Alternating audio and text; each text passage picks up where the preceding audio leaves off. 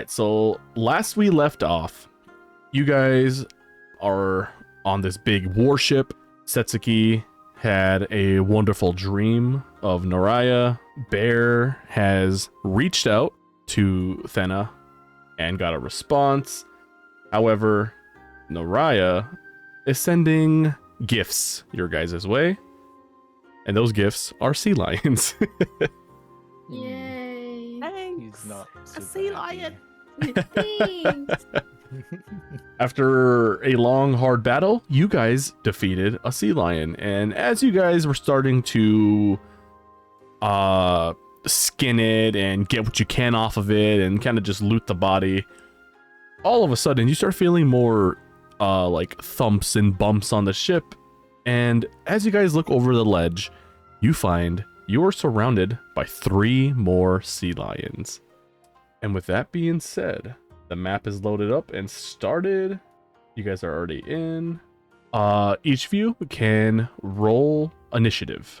Oh, starting off with a fight. Okay. What the Nice. shit did I just roll? Oh yeah, let's Oh, go. it's You love starting to off see it. strong. Mm, Oh my god. Oh, same I'm here, done. man. Oh yeah. Me What too. the fuck? Love to I'm see gonna it. die. I think. It's probably I think better I to go rolled first, a right? I rolled a Yeah. 1. Oh my Same god, we're here. all so good at this. And then I forgot to make a note on this. Bear, do you remember the blessing Thena gave you? I do. I get advantage, right? Okay, that's what it was, right? Advantage on all rolls. Think so, yeah. And I think it was I don't think there was necessarily an end. I think it was until Thena removes it from you. I thought it was till you said to the end of Combat? like the fight. Yeah, combat. That's right, yes, because just as you thought you were gonna lose it, we got jumped by 3 more sea lions. So Yep. all right, perfect. That's what it was. I was like, I couldn't remember. I was like, I know I had something for you. All right, so we got 11, 3, 8, and what? Oh no. We're in order. In order. So for now, I'm gonna move the sea lion. Oh, I guess you guys can't see it anyways, but Oh my god, my cat. Damn, she rolled high. Quick. Not that she's gonna do much. Kitty. She's not going to do anything, zero. She's hiding. Kitty wants to throw paws. No, I refuse. Stay down. Stay down, Mr. President. All right. Oh, okay. So I'm. This is gonna be like. How do I put this? When you guys eventually later on get to see the videos, this is probably gonna be like super contradicting because again, when I was looking at my sheets here, I don't think my sheets updated like my files that I have because I had little notes to show like who was fighting and who wasn't fighting. Oh, right. So I don't even know if you guys even remember who was or not either. So just we're gonna wing that. You can just ooga booga, it's fine. I mean, they're fighting for their lives, right? Eventually, someone's gonna start throwing hands too instead of hiding. You know, they're Yeah. supposed to be soldiers. But all right.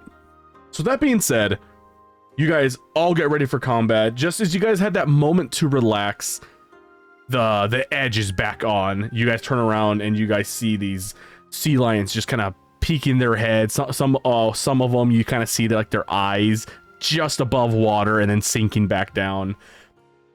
They are clearly looking at you guys as prey. So first person we got is Dwarf Berwin. Where is Dwarf Berwin? Oh, I think that's how I determined where they were. The people who stayed in the back weren't fighting, and the people up front were fighting. I mean, that checks out. Mm. Perfect. Well, that makes my job easier. So, Dwarf Berwin, where are you at? Dwarf Berwin. Oh, he's way back. Okay, so he's not fighting. Next, we have just plain old human. What is he going to do? I think he just wants to throw hands.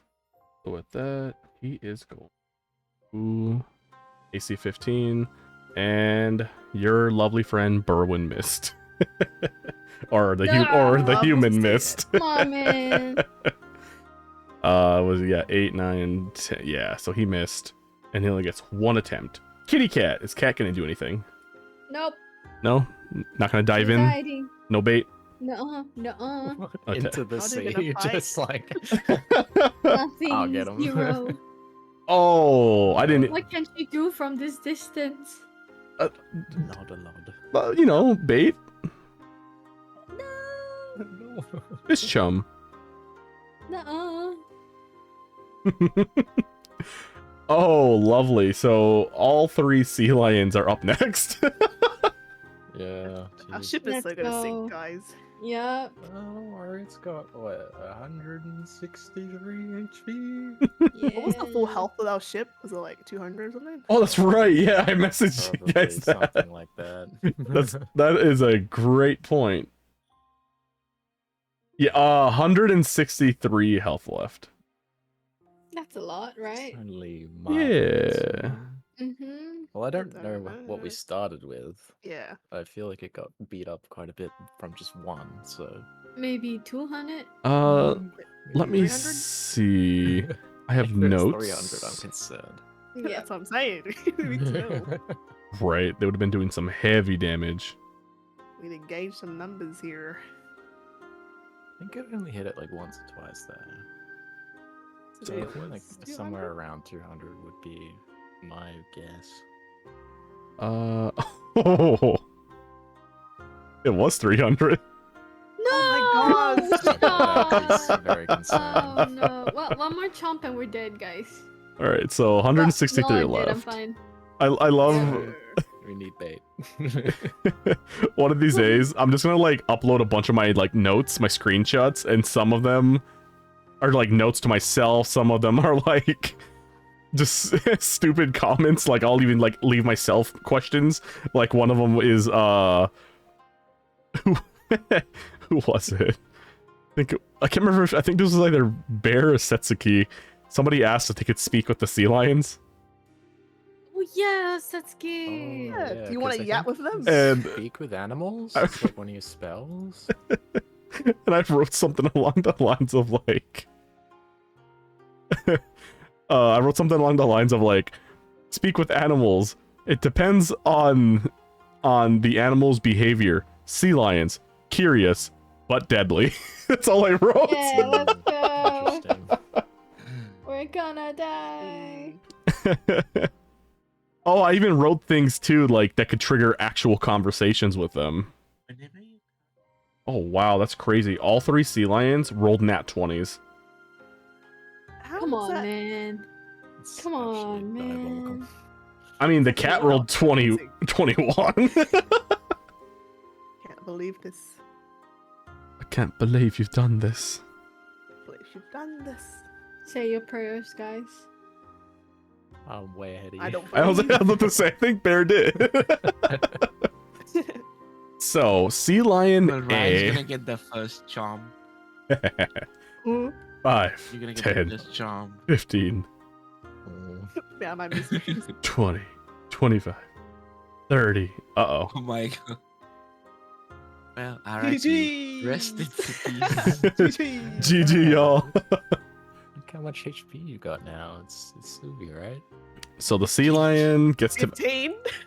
Oh, I totally forgot that too. Oh my goodness. Whole 15. Alright. Where's my notes now for what is the... Okay, so the boat has an AC of 15. So- Not bad. The sea lion does like this, like, stretch its neck out as if it's gonna lunge at Rai. However, I mean, it dukes you out and instead goes straight for the ship and tries to like rip off more of the wood. Somebody start healing the ship. how can we do that? How? Oof. Those the carpenters on. 17 to hit. Ouch. My God. Maybe it's better if it attacks us and not the ship. So it does 10 damage. Oh. Second attack. Oh. Oh They Jesus. have multiple attacks, yep. Yeah, they can make up to 3 attacks in 1 turn. Oh, why can't we do that? Eventually, you will be able to. Oh, okay, slick. Nice. Very cool. Usually the game starts getting like world destructive by the time I think you guys are roughly around like level 13-ish. Because you guys will have a lot of spells that can, yeah, essentially like be world ending, change stuff.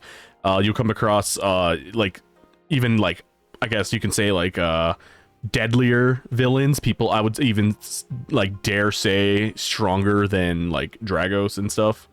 Looking forward to 24 to hit. Alright. So attack does 16. I'm growing increasingly concerned. And the 3rd attack misses.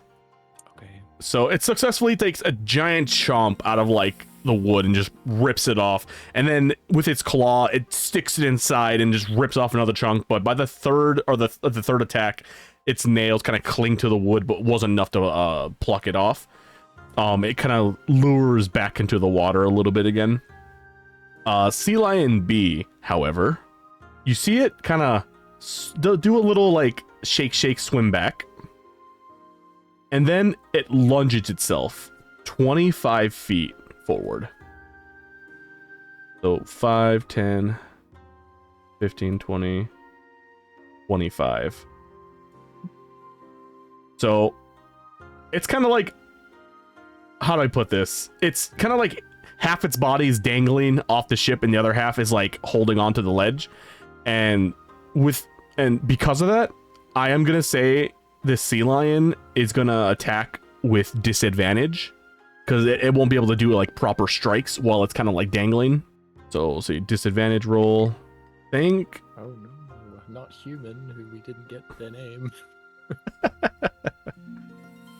So let's You're see. getting very close to them.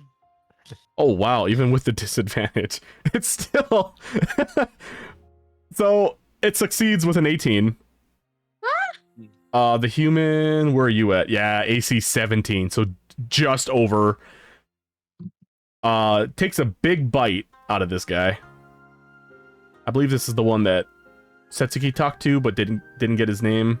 So it lunges forward and it takes just a big bite over this guy's shoulder. It does 12 damage to him. It's dead. No, these people are actually pretty resilient.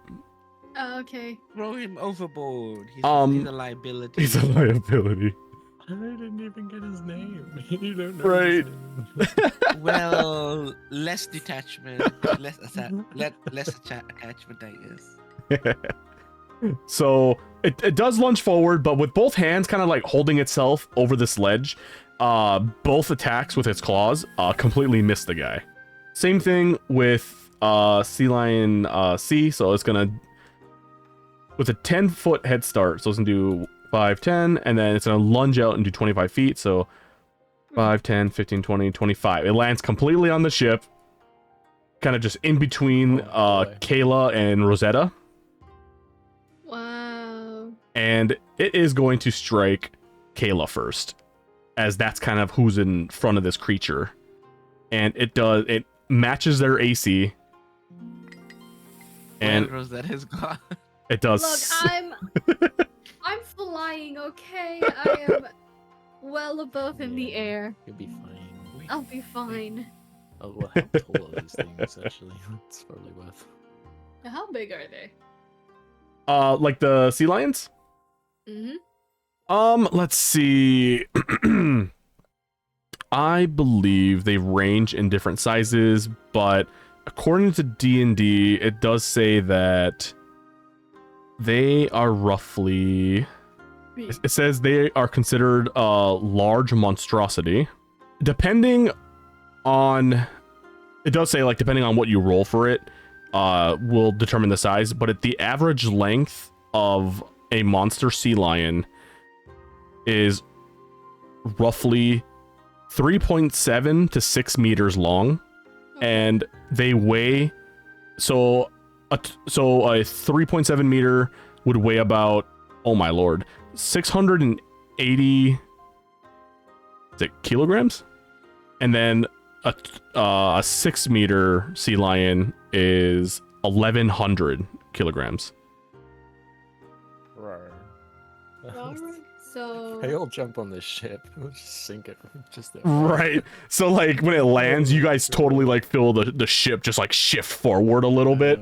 And considering that the sea lion to the left of the ship is kind of plucking holes in it, the weight of the sea lion could allow water to now start filling in inside the ship. that's great. I can fly higher than the height of one sea lion though, so that's great. Yippee. Yeah, we should grab it. Already thinking on bailing. Yes. Already seen a rock to land on. Hey, that is a possibility. I mean, Rosetta is the navigator, so like, if she sees like an island or something, she could very well tell the captain like, "Hey, steer the ship into land." Sounds good. There's a lot of things that you guys could totally try to do.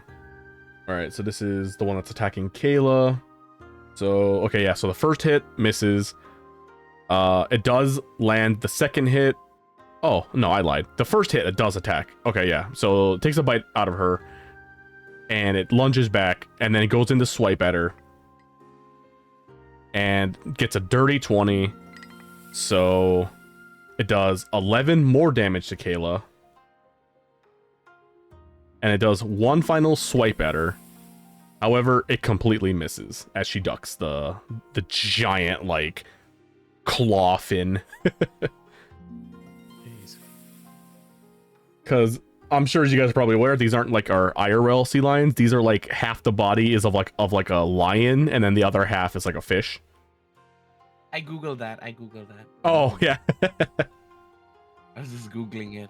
Oh, you know what? That makes sense why every time I was trying to figure out like what the size and weight of this creature was, and why it kept giving me like such odd numbers. It was literally pulling up the IRL sea lion. Yeah.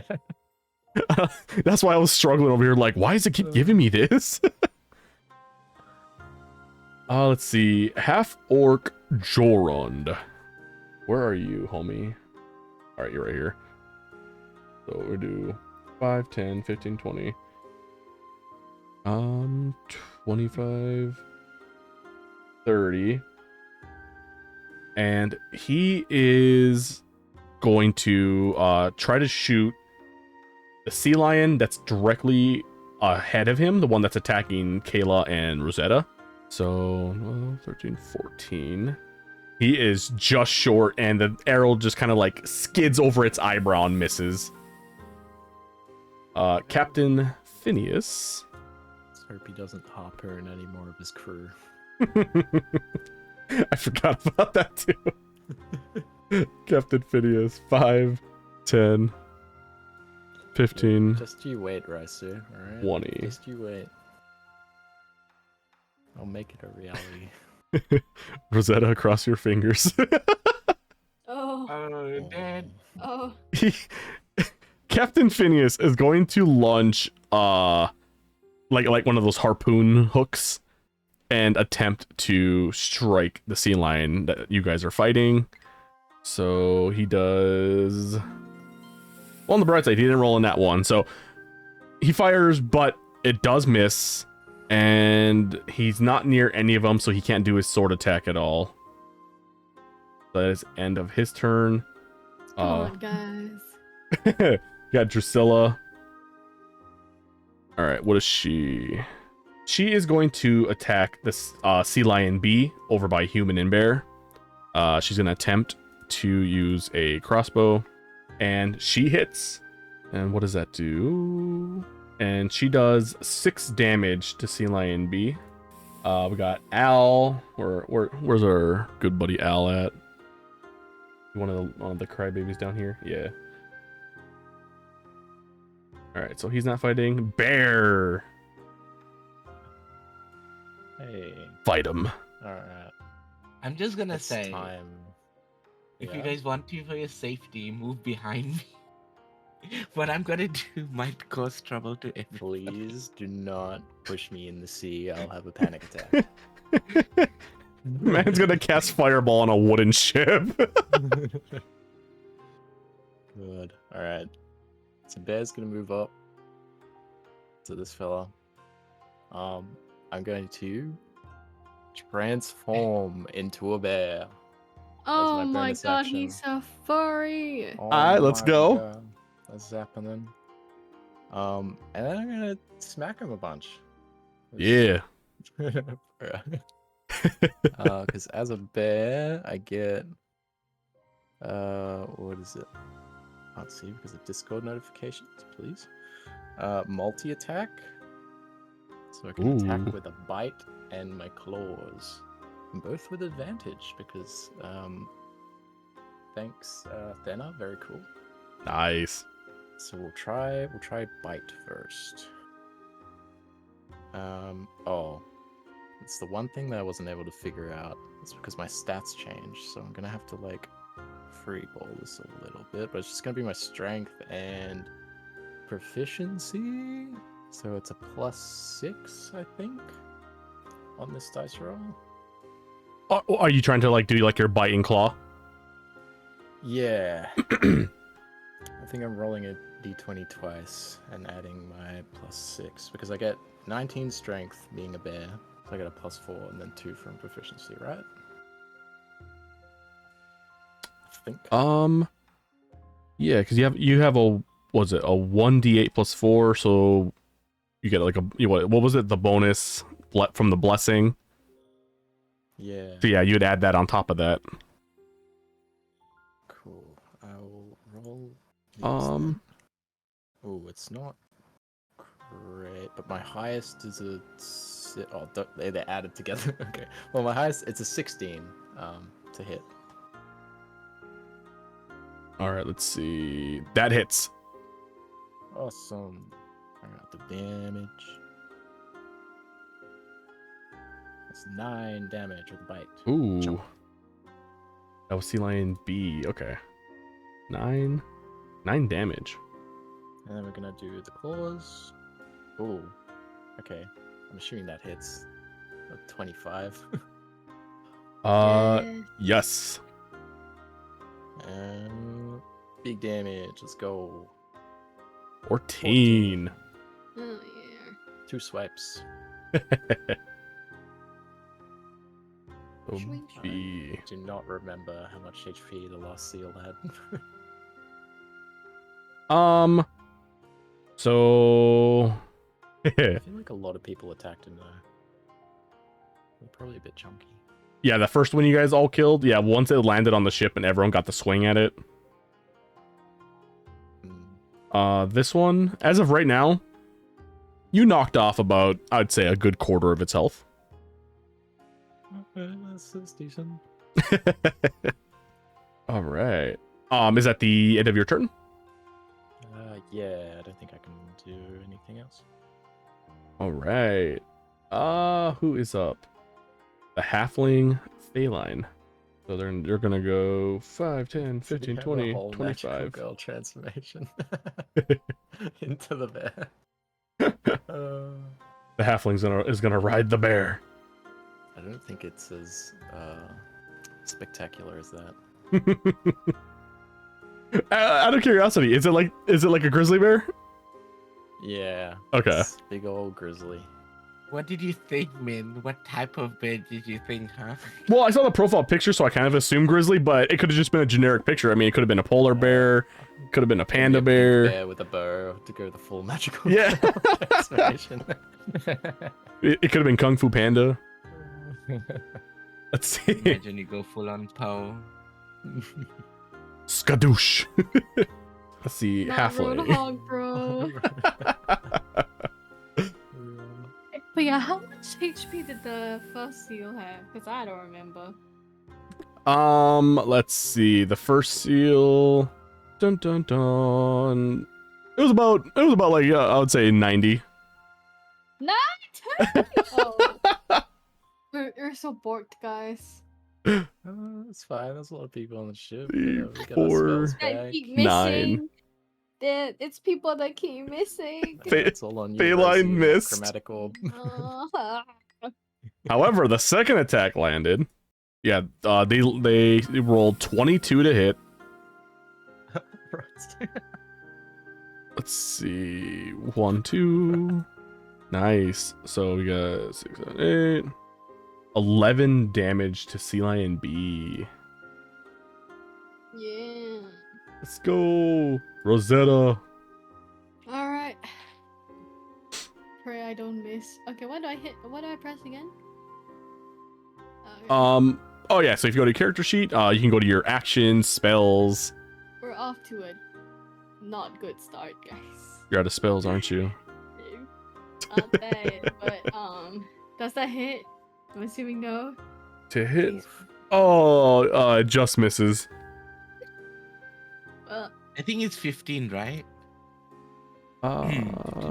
Yeah, 15 to hit. well. So, can I do anything else? As of right, so you do.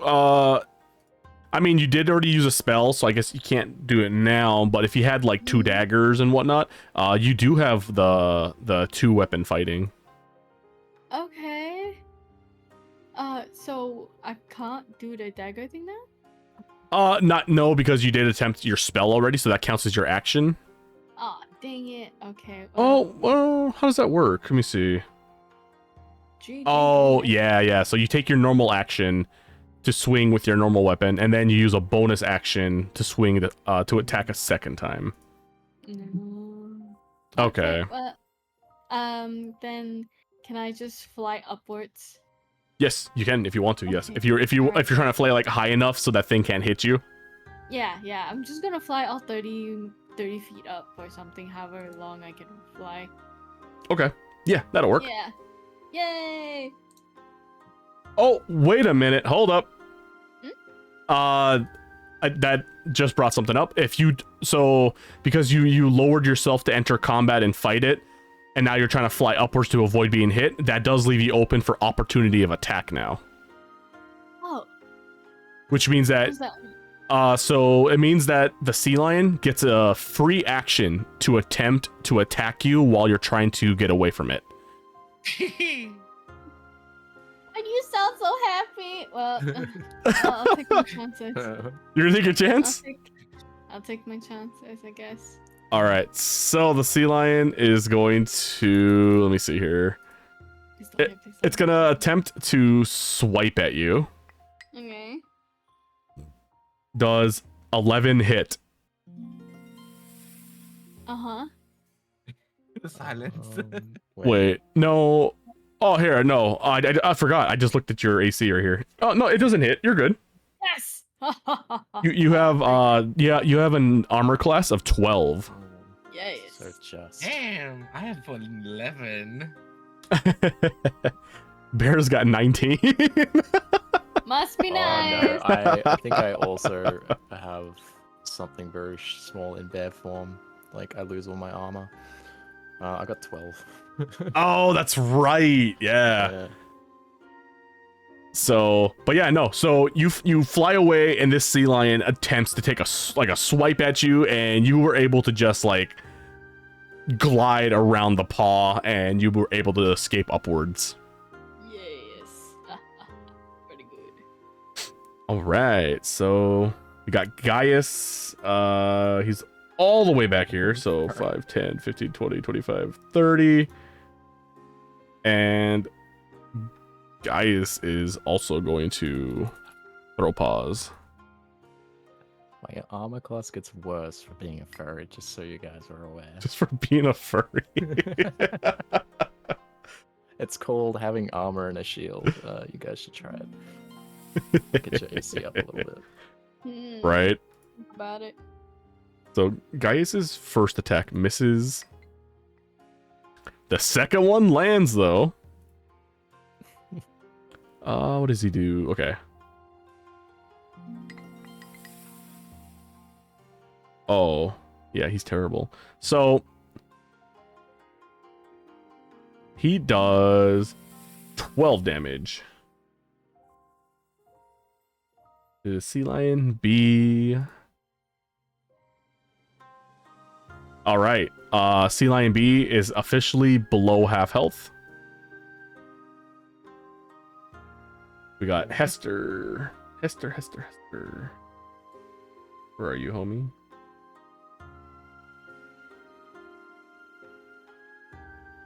Oh, there you are. You're under here. All right, so Esther's gonna lean over this ledge and attempt to fire his crossbow.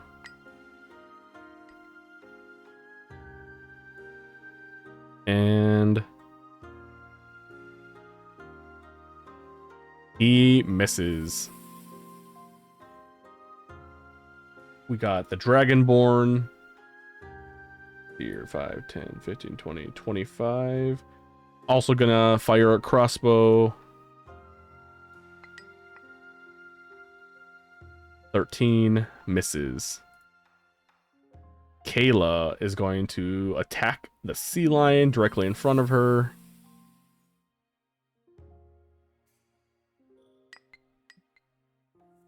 And she hits.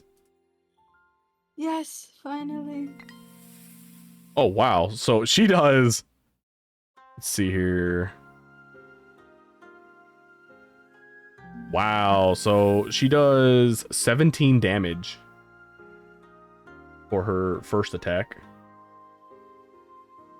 That's Sea Lion C. She's gonna attack again. 16 to hit, which hits.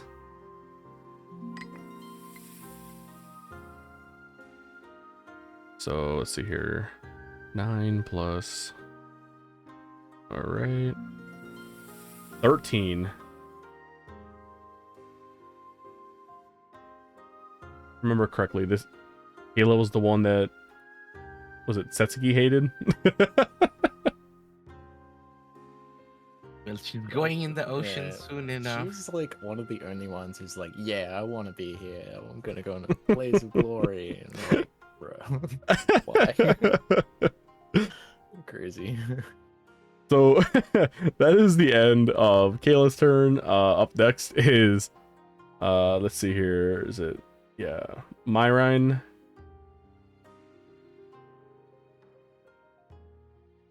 And if I remember correctly, I don't think she was fighting. She was the priestess, right?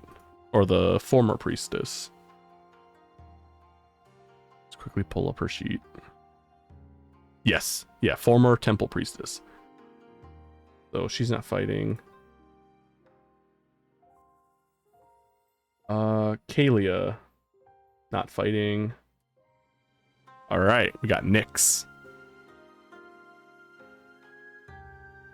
Nyx is gonna like lean over the ledge and fire a crossbow.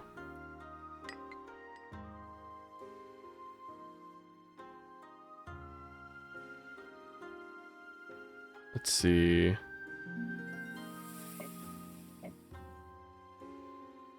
$15 matches.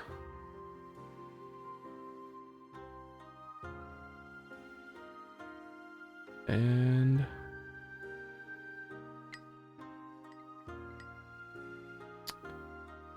nice. And she does 10 damage to Sea Lion A.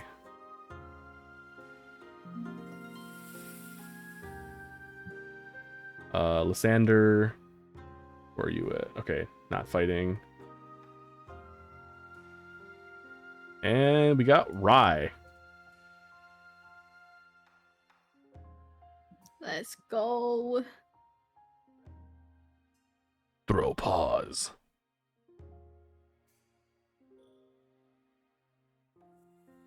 Hello? Rex, said. Alright. So Rex is going to stand behind Setsuki.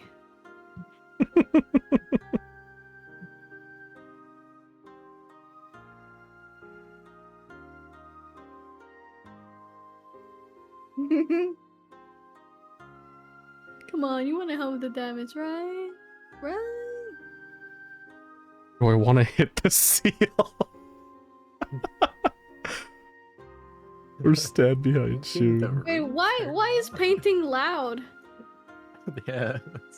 Wait, what? Question. What's he doing? Oh, damn. Oh. Right. Ooh, what color is it gonna be? How much you love the water. Are you gonna flood the whole boat?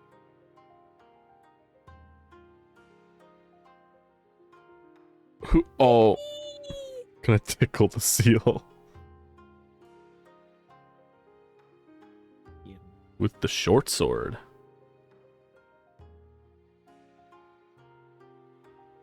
All right. I can do that. Are you in range? Yes.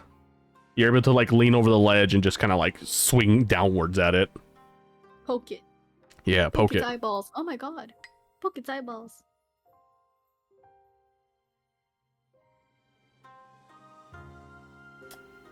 So, that misses. Well, you love the water then. Wait, who rolled for Rye?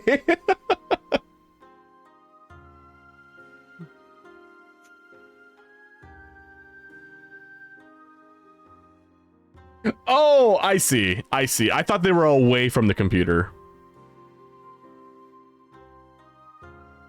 Never mind. That hits. That hits.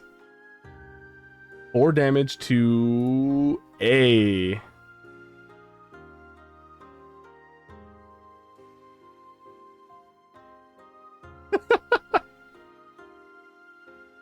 Let me see some. If you want, you could do 2 weapon fighting. You do have another dagger if you want to use your bonus attack to attack it.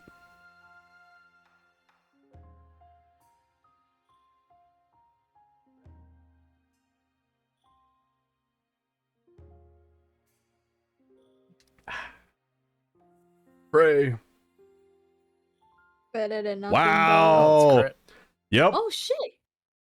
Critical damage. Let's go. Finally, our first big 9 hit. damage. Our second big hit. Yeah, Nice. that's pretty good. Yay, baby.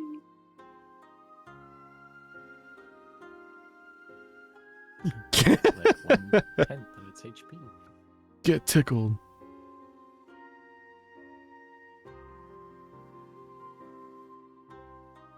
All right. With that being said, it is now Setsuki's turn. Okay, so if I'm doing wild shape, I can do it first, right?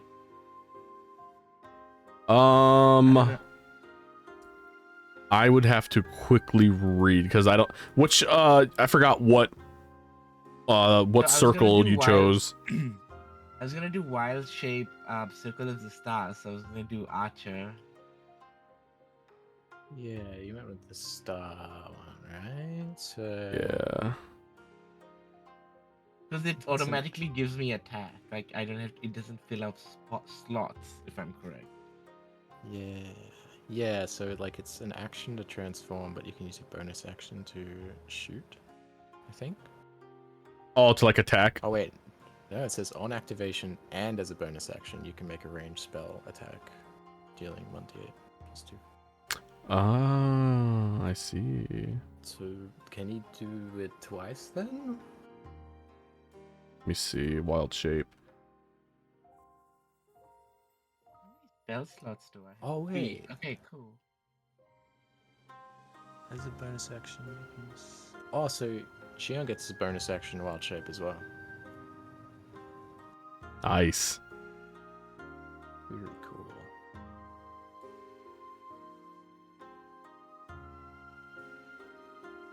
So technically, I can do wild shape, my action, and then the bonus action, right? Your bonus action is the wild shape, but as a part of that, you can also attack. Okay, cool. Okay, I thought so. That was the thing that you transform and then you attack, and then you can do one more. Yeah, that's pretty cool. Sweet. Is that correct, Mr. DM, sir? I want to say yes. No, it's correct. It's very correct. Believe me. I'm Just I'm looking trying at to it in his find features your. and traits. Here we go.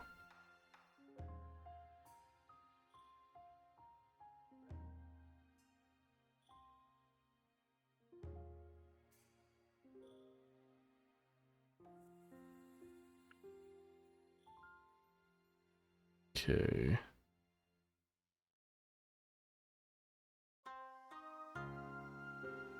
Trying to find the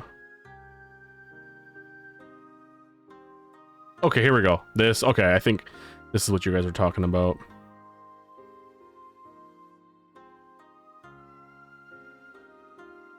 You're just doing normal wild shape? Archer. Sorry for. Okay. So you're doing the starry form. Yes. Yeah. So as a bonus action, you expend the use of your wild shape and take on the starry form. And then then as your main action, you can attack. This is the magical girl transformation. All right. I had to quickly read up on it because, like I said, I'm like super unfamiliar with the what is it, Circle of the Stars. So I had to quickly read it. But all right, yeah. So yeah, you can transform into the constellation of the Archer, or Archer appears on you, and you are able to use your your what is it? Yeah, it's like a radiant attack. Yeah. So do I click on the hit/DC for Archer next to it? Oh, does that actually come up for you, like as a thing? Yeah, it's like a bonus action. Oh, let me see. Starry form Archer. Oh wow, yes. So you would hit the hit DC, the +4. Yeah. Yep. So you'd hit that. Rolling. Wow, if that lands, you can do some serious damage. Mm. Oh, it doesn't though, but it is what it is. Oh, yeah. So that misses, but No. Then I can do Oh, it misses. I don't even. Still got your action. Do I like one of my slots in wild shape hasn't filled out? Does it have to fill out? There's I two slots. believe it says I yeah, think it's manual. it expands the use of your wild shape. Yeah, so I have to click one. I Okay. Ooh. forgot to do that too. Okay, so I will move like I have another attack in mind. Cause let me see. And it stays on me for 1 hour, right? I assume. Say that. Appears on you. Does it function the same? This can form stay- sheds a breath. It lasts for 10 minutes, Okay. Okay, so it's short. and you Like are timer. and with a free action, you are allowed to dismiss it if you don't want to use it, or if you obviously like get knocked down or die. Ah, cool. So I'm gonna Um, move in the middle. I'm not moving my full. that's crazy. So it does give you 2 bonus actions. Yeah. Yeah, because I was reading, because it says you get a bonus action to expend the use of your wild shape to transform, attack, as another as a bonus action.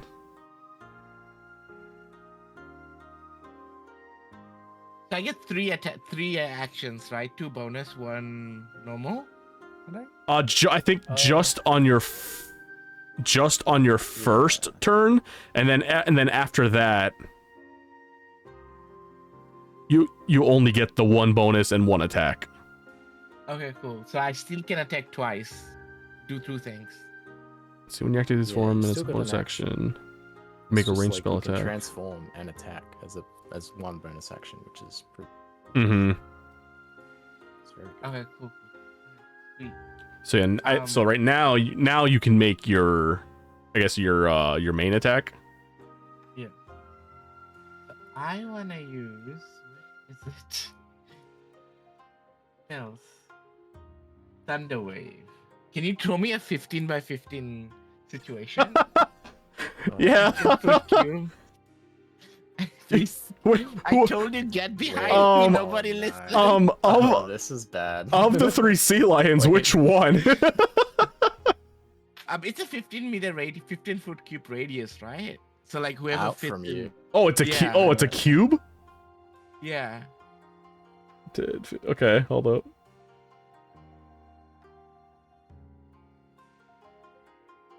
Because what would it be? It would be about... No, it'd be what? One, This right two, here? yeah, Five, I think so. five... No, it'd be bigger than that, wouldn't it? Yeah, it would be bigger. It would be like It's 15 Is by it- 15. 5, Is it 10... radius or So from the center, Yeah. it'd be 5, Let's 10... go 15. It'd be longer, yeah. It'd be like this. So from wherever the center... Is it a straight line or is it an actual cube like that surrounds you? It's a cube. So it says a wave of thunderous force sweeps out from you. Each creature in the 15-foot cube originating from you must take a Constitution saving throw. On a failed save, a creature takes 2d8 thunder damage and is pushed 10 feet away from you. Good lord, you're gonna attack everything and I everybody. think that's a little big, right? A wave of thunderous force No, sweeps up from Everybody you. gets. Each creature. I think you hit because it's a 15-foot cube. It's not a 15-foot radius, so it's So smaller. 15-foot cube originating from me. So from me should be 15 foot. It'd be 15 like in Like, each angle. Diagonally. Yeah, each angle should be 15. Let me see. 5, 10, That- 15. That's where you are. 5, 10, Ben is 15. trying to save 5, himself. 10, 15. 5, 10, 15. Oh, hold up. So 5, 10, 15. So from this center point, where Setsuki's exactly standing from the center, so the cube shape going 15 outwards in all directions. That's the general radius. Even Kitty gets hit. Well, we want the sea lion off the ship on. And I will point out too, using this is also going to damage the ship. What else can we do at this point? Maybe any other. You might just knock us all off into the water, and then the sea lions are gonna have a free game. I'm gonna assess my ship now. Oh, that's what was the sea lion thing? Hey, They Captain, no. they did have an advantage on something. Hold up. It says I have to. Oh yeah, you want to be very careful if you guys try going into the water with these things. Not to mention, if a group of them surround you, as long as they're all within a 5-foot radius of each other, they also they get advantage rolls on every attack. You know what? I'm gonna do. As much as it would be fun to see everybody in the water.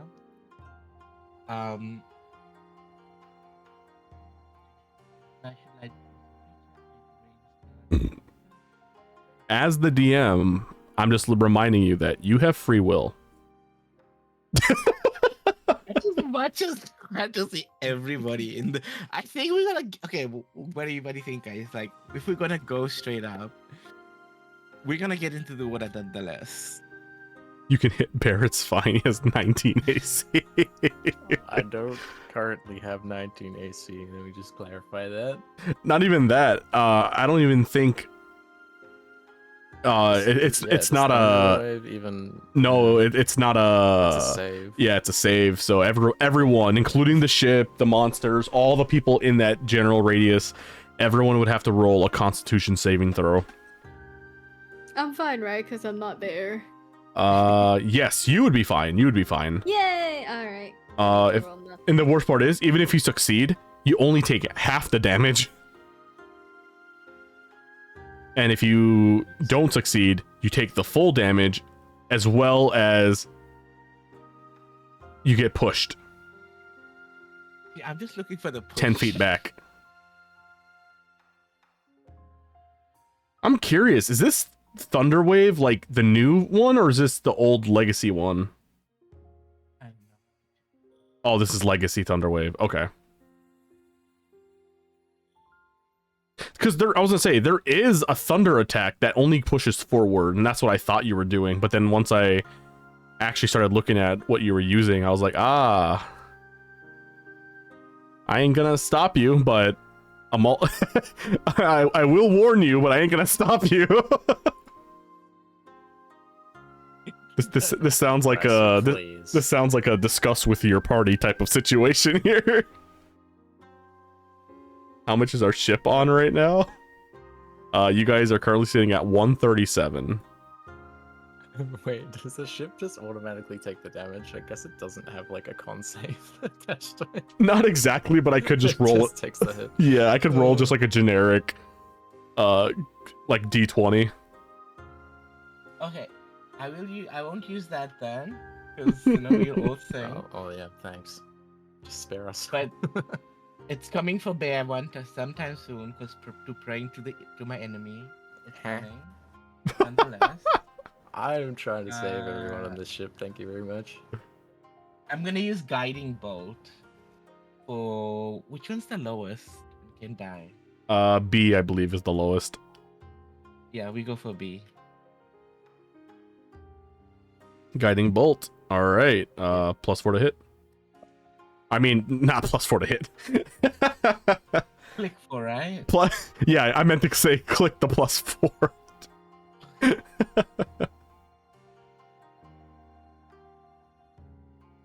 Damn it, I'm one short.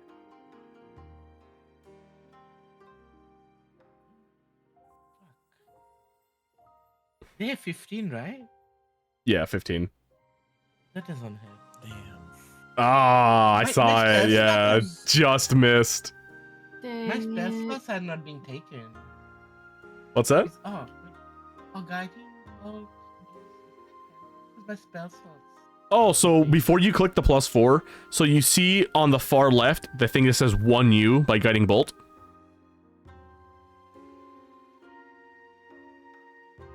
Or if you see any of those little symbols by the spell name, it says like use, cast. You have to click on those first before you do your hit. That's what will expend the slots. I totally forgot how to play this game. Oh, no worries. Oh, Do done. you done. also get? Oh, you get like extra uses of guiding bolt as well that don't take up your spell slots. Oh. For picking stars or circle of stars. So if you go over to your features and traits underneath wild shape, there's some boxes there as well. So if you didn't want to use your spell slots and specifically just use guiding bolt, you can tick them off there. That is true, yeah. I didn't even see that. I didn't. It's pretty cool. That is good, yeah. That's a More good slots catch. for me. I like how we have a druid of the moon and druid of the stars in the same party. It's very Ooh, see, now, Druid of the Moon, now that's the one I know I'm familiar with. Mhm. Even like Well, other D&D sessions or even playing Baldur's Gate, I've always just done Circle of the Moon. you guys should be grateful that I didn't kill everybody, you know? Wow. Asking the bare minimum. Just to kill us. Well, next next time it's coming for you then. If it makes you feel any better, I thought that would have been a fun idea. Oh my god. I was Both gonna me do and it. Raisu have a fear of the ocean, bro. If we go in the drink, we're not having a good time. All right. All right, so it looks like we are on round 2.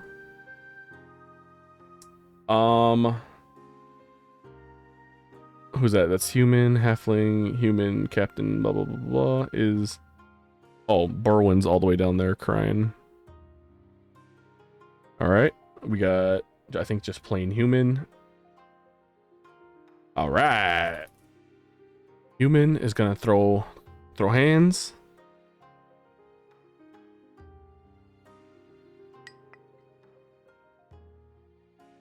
Almost threw hands and then fell short. Gonna try again. All right, who's the closest to the human? Feline.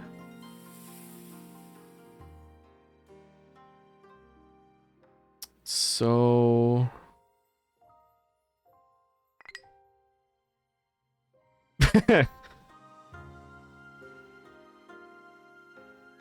So the human takes the sword and misses the first time, and then goes back to swing at it, completely misses, and ends up smacking Feline with his sword, Oh jeez. and does 13 damage, slashing across her face. These people are useless. You hear the human guy just kind of go, I haven't fought with a sword in a while. I'm sorry. Bro, get on the back of the ship, man. Get out of here, old man. Does the kitty want to do anything? No. All right. No kitty fight. Sea Lion A. So, Sea Lion A is going to take its paw and attempt to swing once at the Dragonborn in front of it.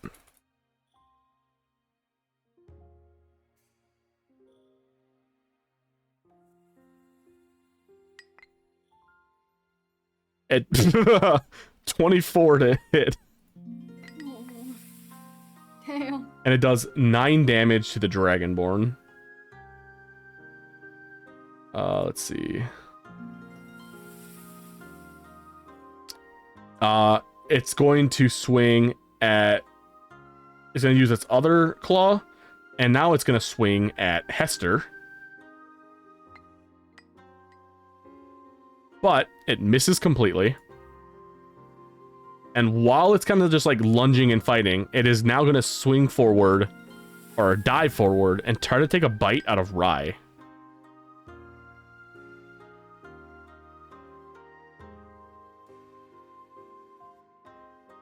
And it does...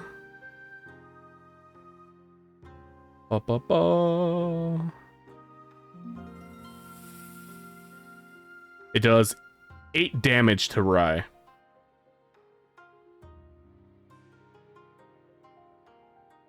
Bro.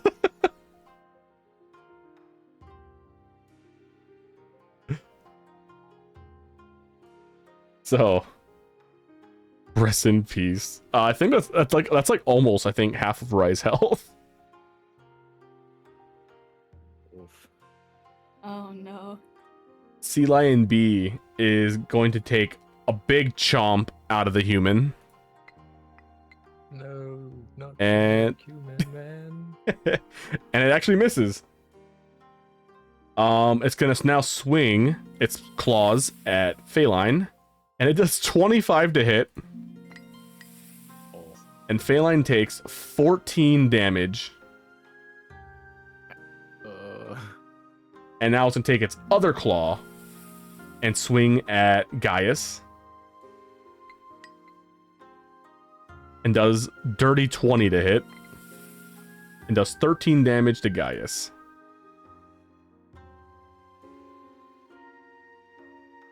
And you all are gonna love this.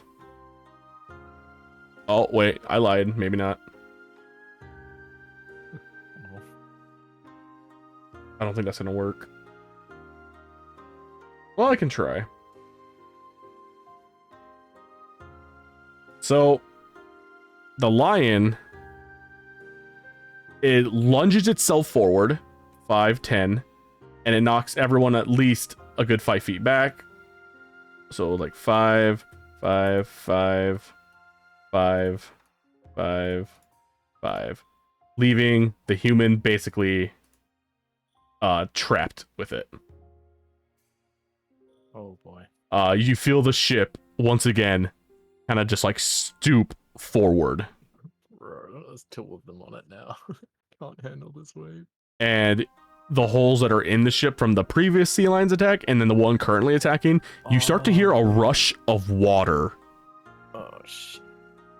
I also remember that we had the body of the other one on the ship as well. It's dead.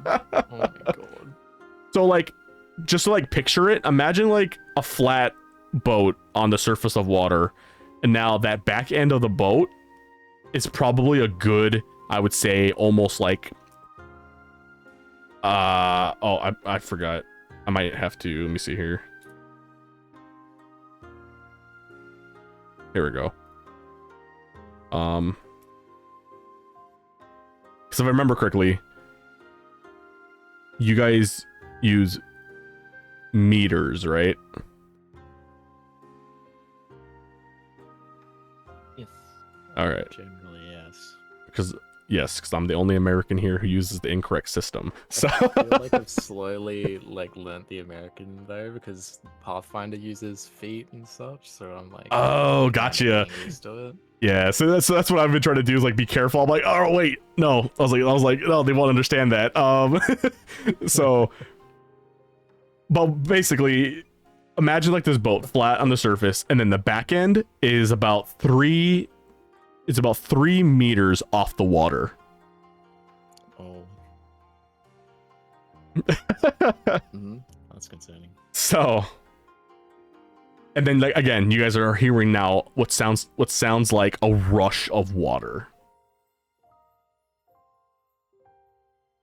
We need to do something about that. Or... Let's I'm not really see. sure what we can do about that. Oh, what is this? Wham. Oh, Well, we could have all died in one go, but apparently Bear was against it, you know. Why are you blaming me?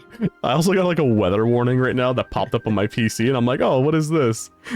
The weather right now is whoops, hold up. Gotta translate again.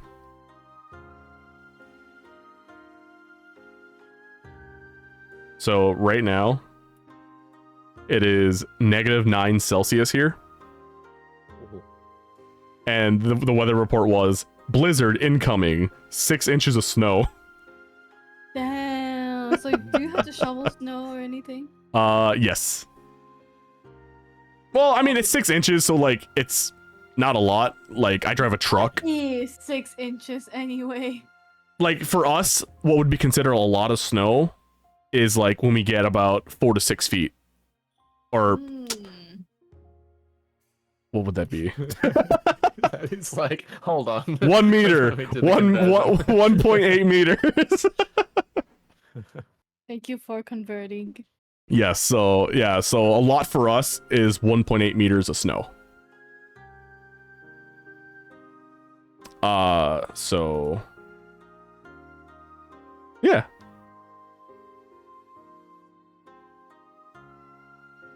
And then also right now too, like that type of weather is not, it's like, I guess for us as well, not necessarily like that cold. Cause, well, at least over here, like the coldest it's ever like, or the coldest it gets to when it's like peak winter is roughly around -60 Celsius. Jeez. I can't even imagine. I actually have a screenshot of a weather report because we were actually on my town was on the news like worldwide because we were the coldest place on the planet. Oh, we wow. were colder than Antarctica. That's crazy. And I it sucks because apparently from like where my town location's at is like we're part of like this weird like circle vortex of whenever winter comes, the air circulates in this one spot in our area, which is why we always end up becoming like the coldest town like in the world essentially, like at least once or twice a year. Wow.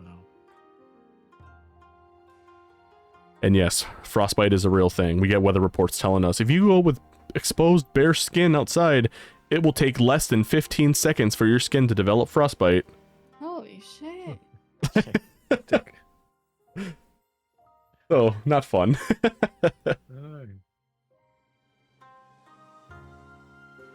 All right.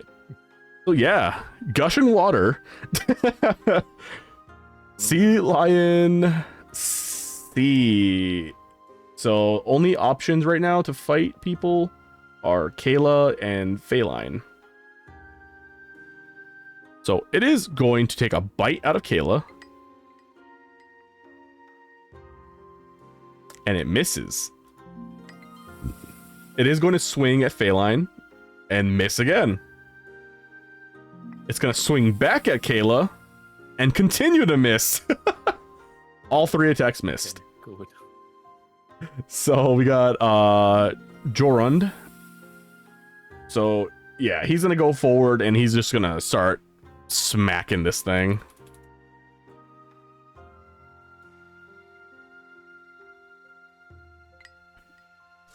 Beautiful. He just rolled nat 20, so he gets critical.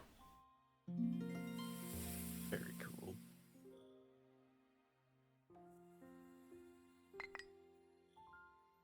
All right, so let's see what he got.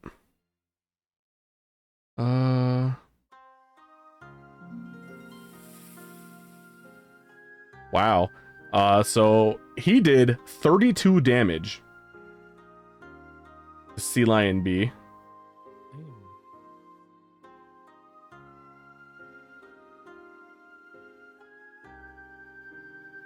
And that's just the first attack.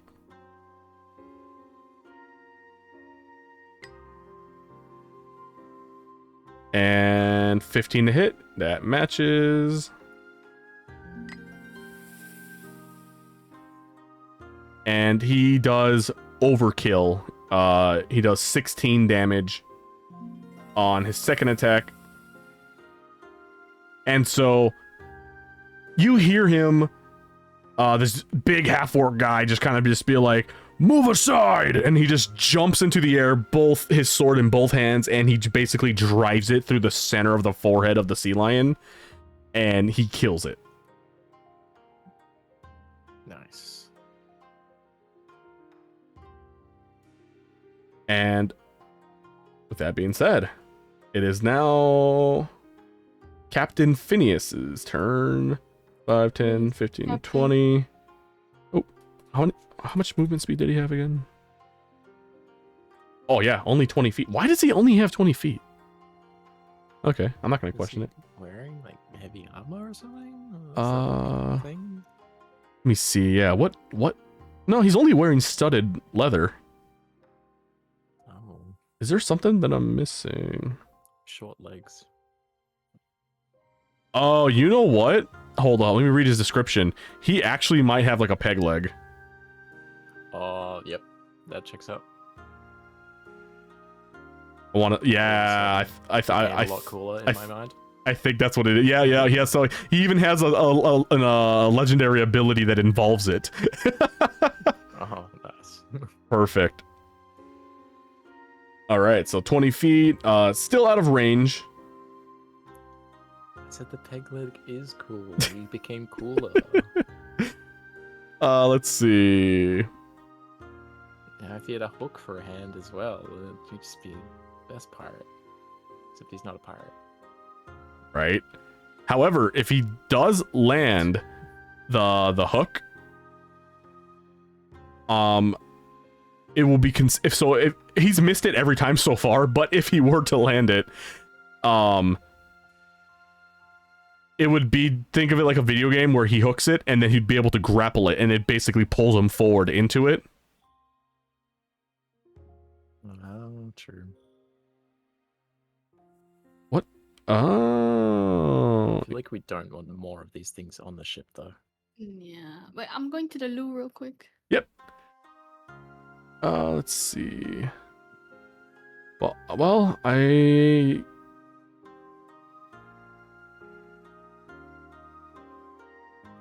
Oh, interesting. That's also cool too. He has a bonus, he has a bonus action that's or not a bonus action. He has a reaction that if a melee attack were to hit him, his AC automatically bumps up to 2 to parry the attack. That's cool. Wow, this guy is like, yeah, he's legitimately a captain. All right, so he is going to try to do his harpoon attack. And for the first time since we started playing, or since he started fighting, he finally landed it. So he takes like this harpoon that's like attached to his wrist, and he fires it, and it hits the sea lion. And he does how much damage? And he does 10 damage to Sea Lion C.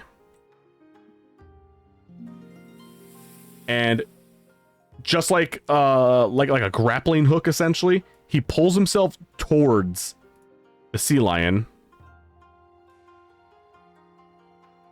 And now, oh, this is gonna be fun. So This guy is gonna wrestle a sea lion. Okay. Let's see here. Good luck with that. So once he hits it, he gets to choose between an athletics check or an acrobatics check.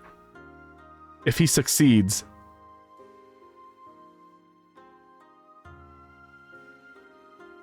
he gets to perform a reverse grapple on the character or creature and basically pin it down. What? And it'll get a chance to try to fight back, of course. It'll have to basically, it's gonna be a battle of so if he rolls like an athletics check, the sea lion now has to roll an athletics, or not an athletics, but like it's like a, what is it, a save? Yeah. And if the sea lion fails, it will basically be restrained by the captain and won't be able to do anything. And on its next turn, it'll have to use this one of its actions to try to break free from the grapple. If it fails, if his grappling fails,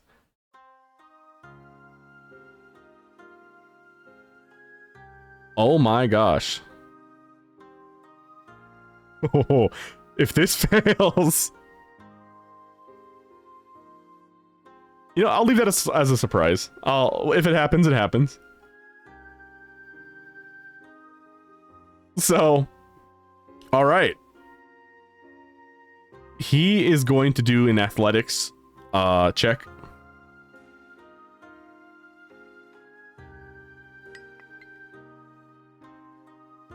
Wow. He rolled an 18. That's pretty good. Sea lion. Check something real quick. Okay. Oh no! Nat 20. Yep. R.I.P. Oh no! When he fails the grapple. Oh no! All right, let me do these rolls here real quick, and then I'll explain the scenario. Okay. So how much damage is that? Okay, that's what it is.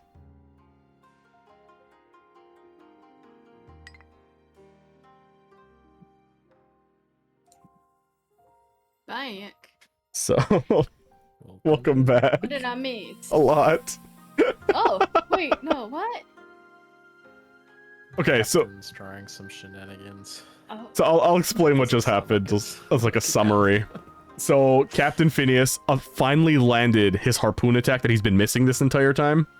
yeah. And it basically works like a grappling hook. So he punctured the sea lion. He used it to basically fly towards it.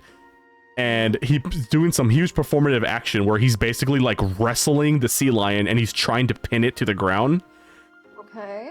And he rolled very high too. He rolled 18 to try to pin it. And the sea lion has to roll a save to counter it. And if the sea lion fails, it'll be pinned to the ground for every round until it can get out of the pin. But if it succeeds, which the sea lion rolled a nat 20, and it succeeded, so it broke free from the grapple. And now I'm doing some rolls right now to figure out what this scenario is, like what's going to happen to Captain Phineas. Because it says there's a penalty to when he uses this and he fails it. Phineas, you're gonna get another peg leg. Well, so Captain Phineas takes 11 damage plus bleeding for every round until either he can bandage the wound or if somebody wants to heal him to like heal it. But basically what happened is So he harpoons this thing, flies towards it. He gets on top of it, and he starts to like wrap his like just big muscles around the jaw and snout, trying to like restrain it. However, as he's doing that, he tears a tendon in his elbow, and you all hear like this loud, like this pop sound, like a break. And you hear the captain screech, and as he lets go of the sea lion's like jaw and snout, the sea lion takes the opportunity to take a big bite out of him, and it rips off his entire forearm. No. Jeez. Captain Phineas goodness. is now prone as well. So Captain Phineas gets thrown off of it. He flies to the ground. He's prone, and his arm is now shooting blood out of his forearm, or his stump now. So every round he's gonna take bleeding damage until that wound can get patched up. Wow. That's rough, buddy. That's so that's what he gets for trying to be a hero. That is the end of Phineas's turn. Well, yeah. Yeah. Roxy does make a good point. It does make a mutiny a lot easier. That is Yes. true. Just putting it out there. No ship, no mutiny. Just watch the ships. Don't be like, I mean, look, don't we'll get forget, to that. Gaius still exists. He's the second in command. It's true. That's one less person to worry about. So Phineas is down for the count. Well, I mean, he can still fight, but he's just gonna be bleeding out now. Up next is Drusilla. Drusilla is going to go help out y'all on the left. 5, 10, 15, 20, 25, and then squeeze in between here for 30. And no one patch him up. And Drusilla is going to take her sword and start swinging downwards at the sea lion. And she is... see how much damage. Well, let's see if she lands it. She swings once and misses. And she tries to swing a second time and then misses again. Where's Al? Is Al down here? Yeah, so Al's down here. So he's not fighting. Bear! Show them what you're made of. I'm gonna move up 20, 25, 30, like underneath Rosetta. Yeah. And try and attack this guy. Old sea lion. Alrighty. We're gonna go with Chomp first. I'm guessing a 24 hits. Oh, yeah. Big bite. Hey, that's decent. 11 damage. Nice. And then we're gonna go in with the claws. Oh, another good roll. That hits. Yeah, what's up? That'll do. And 9 damage. 9. And with that, you have now brought it under half health. Yay. We're getting there. Slowly but surely. Slowly but surely. Hey, you guys are actually all like doing really well fighting against them, considering you guys are what, 4 total and you guys already killed 2? Because D&D was projecting that you would all die. Oh shit! Okay, damn. We have a little bit of help with the NPCs, so That is true. That is true. should be right. Be like, I don't think any of them have really been hitting, except I think only Nyx and Kayla have been the ones hitting. Yeah, I Well, haven't the done half anything crit with it. was crazy. That is true. Yeah, he did that 34 damage and then what was it, like 16 like immediately after on a standard hit. So yeah, he did Huge some. turn. Yeah. All right. Oh, is that the end of your turn? I think so. I don't think I can cast while I am in bear form, so I don't have any other options. All right. Awesome. Feline is gonna kind of come up next to you here and also start swinging at the sea lion. Let's see what she can do. She does 15 to hit. That awesome matches.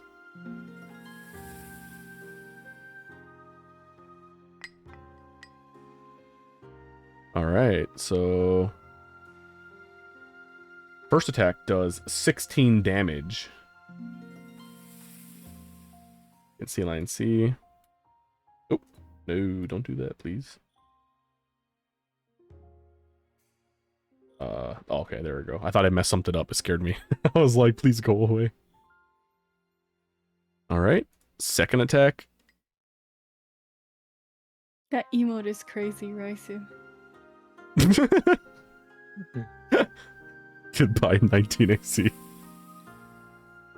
Let's see. Ooh, 21 to hit. So she does 5.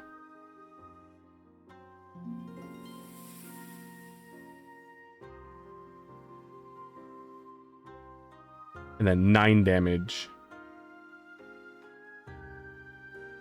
for the second. Rosetta. Alright, chromatic orb again. You know, Get him. Please, please, please, please, please, please, please.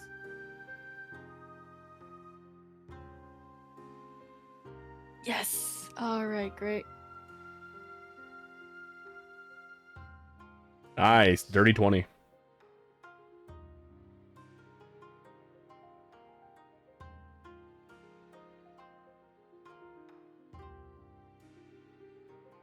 Not too bad.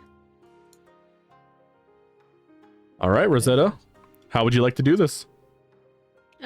Just hit the one directly in front of me. Yeah. So you cast your what element did you use? Oh shit. Oh yeah, guys, what element do you all want?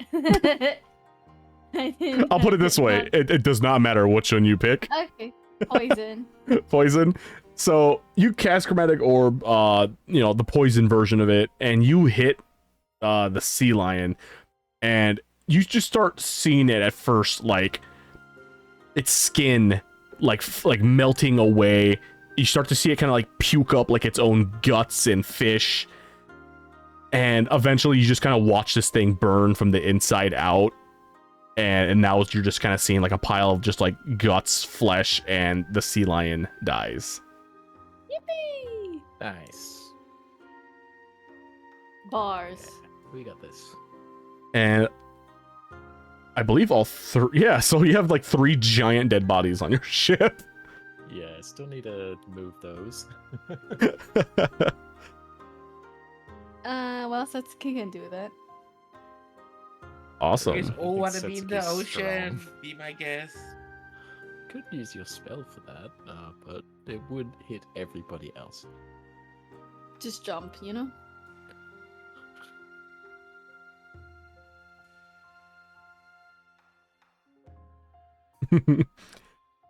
Was that end of your turn?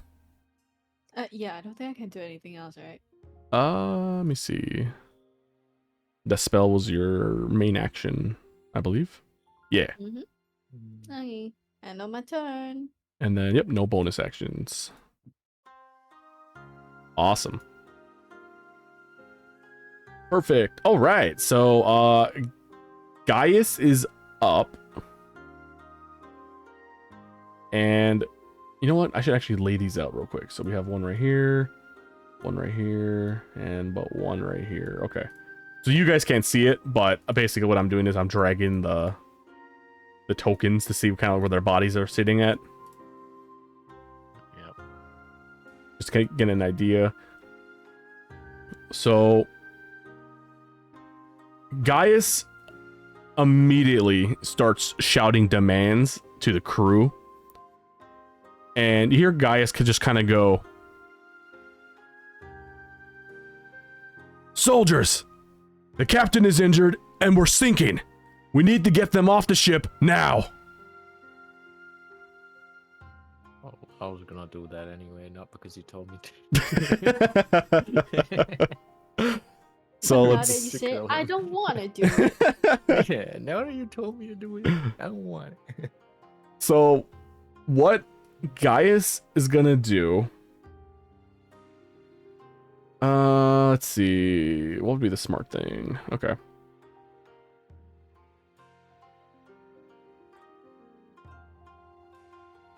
So, since this is turn-based, this is gonna be very difficult to do. So,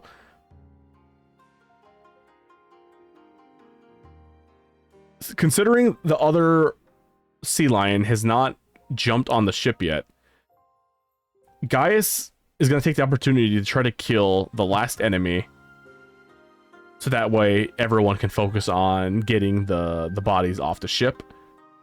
5, 10, 15. So he's going to squeeze in between these two, and he's also going to fire his crossbow.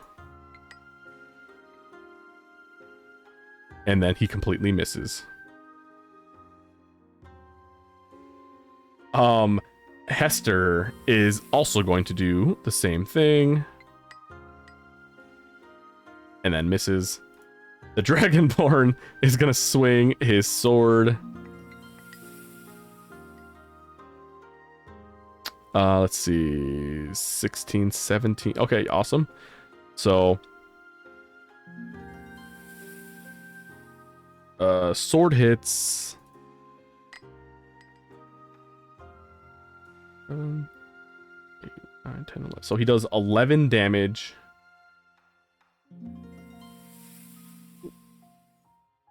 On his first attack.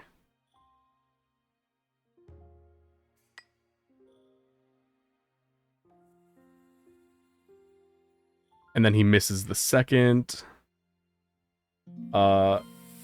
Kayla. 5, 10. Oop. But right there. She is going to use her crossbow. She does 21 to hit.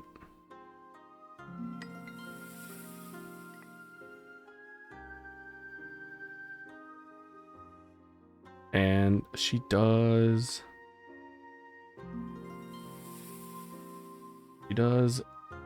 5 damage.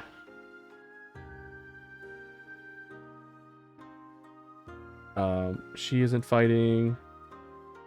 Kalia isn't fighting. Got Nyx, who's also gonna fire her crossbow.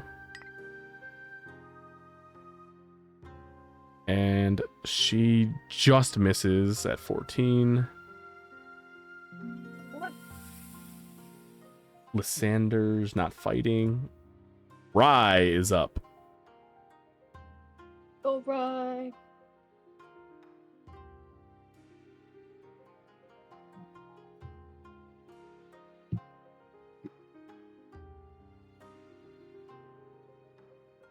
Same thing last round?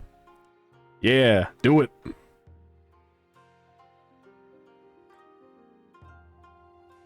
Short sword to hit. Alright, so just misses. One short. Oh, damn.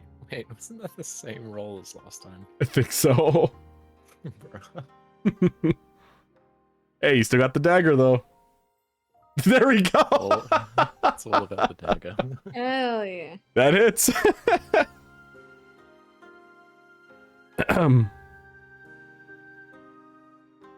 Nice. Max damage. And with that hit as well, you now bring the sea lion down to below half health.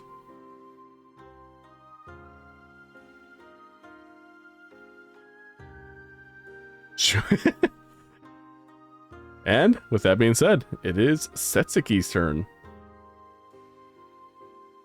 Okay, move closer.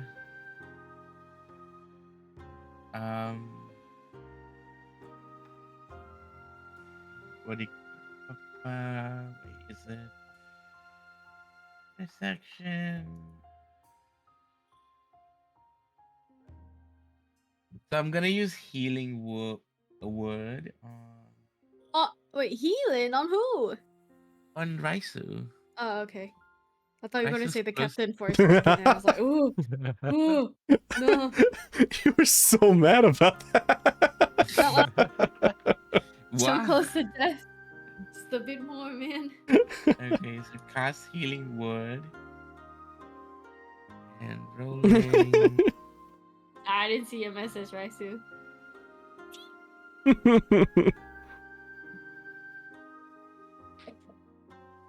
9. Get 9 back. Oh, let's go. Very nice.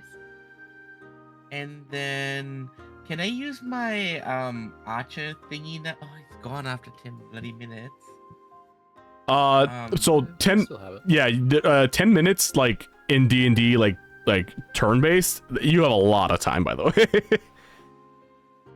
Okay, Yeah, you still have it. You guys will probably kill this creature long before your spell wears off. Mm. Nice. fuck is it? Oh, there you go. Check.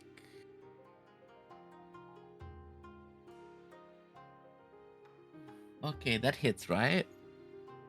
17 hits. 21, let's Yeah. go. Big hit. Big hit. Ow. Come on, come on, come on, come on. Let's go gambling. 7. 7. Nice. Can I do Um, I can't do another action, right? Or can I do a cantrip? Let me see. Oh wait, you would have had to use your other heals, I think, because it's a bonus action to shoot the thing. Because what did you use? Healing word? Yeah, Yeah. I think that's a bonus action. Uh, From yes. So he already used the bonus action, I believe. Okay, so does that it all depends if it kills the monster, then I would damage it. If not, we can kill Raisu. I feel like we've nearly got it. Probably more worth. Alright, then I would heal Rai and then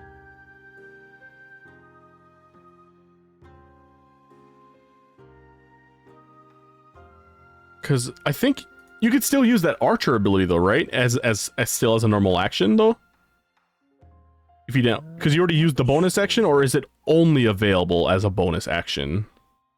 Thought it was a bonus action. Oh, yeah. So I don't think you can use that as an Like each action. round you can use the bonus action to shoot.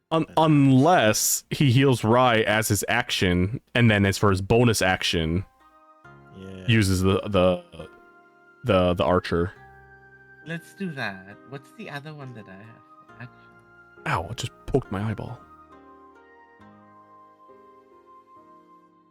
So that would work. Can You'd be you, able to like, do that. Substitute a spell if it's like a bonus action. Can you cast it as an action instead? That's what I was trying to see, but under his spells, Hmm. the archer Healing thing. word since it's- So healing word, yes, healing word. He can substitute that as an action instead of a bonus action. Cool. But the Okay. archer thing, the sorry always a form archer, bonus that's action. only a bonus action. So you would be able to use healing word as a standard action, and then do the archer thing as your bonus to attack. Okay, let's do that. So nothing changes then. So yeah, you still did your 7 damage. Rai Yeah. still got their 9 health.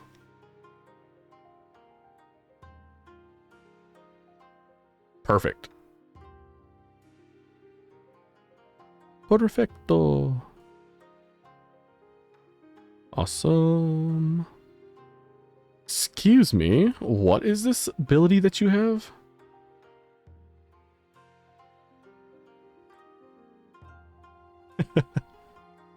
Oh, that is crazy. What's that? Oh, I was reading some of your abilities and I was reading the starry form dragon. Yeah, I don't know how to use that right now. So when you make an initiative or wise check or a con saving throw, you can treat a roll of 9 or lower. The d20 is 2. Oh, It's really good, actually. Mm-hmm. It'll help you maintain a concentration. Well, if you have any spells like that. If you plan like ahead of time too, I'm just gonna point out right now, like not to metagame, but like that would be very useful against Nereia. Oh, that bitch is going down. The bitch is going down. Oh, no. All right, so I believe that is the end of your turn, correct? Yes. All right, round 3. I think is yeah, okay, so Berwin's down there slacking off. Where's our random human? Oh, okay, back here. I don't even think he can squeeze in. Oh, he's all right, he's squeezing in right there. Everyone's just lined up like shoulder to shoulder with their crossbows and swords. And he's still missed. Does Kitty Cat still want to fight or just hide? hide. Continue. Yeah. All right. So the sea lion is. Oh no! Take me back. There we go. Sea lion is going to take a bite out of the wood to keep trying to puncturing holes in it. The bite fails. So now it's gonna take its claws and try to like shove it into like the hole it already made, and it's gonna try tearing things out. That lands, and it does 9 damage to the ship. It's gonna take its second claw and do the same thing. It lands, and it does 13 damage to the ship. At this point, the ship is now the ship is now under half health. And that is the sea lion's turn. Jeez. Let's see. Jorund. Feeling ballsy after the last kill. Jorund is going to 5, 10, 15 dive off the ship and try to puncture the sea lion. This band's the protagonist. Let's let me see.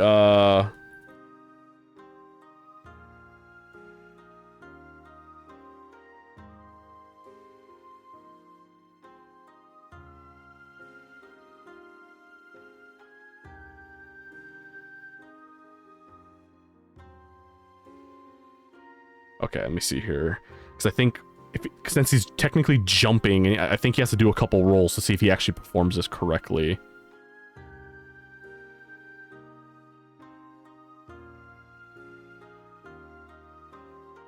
Okay, so he has to get an athletics check. Let me see here. Of at least a DC 10.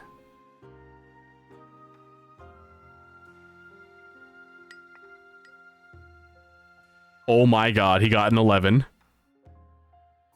So Okay.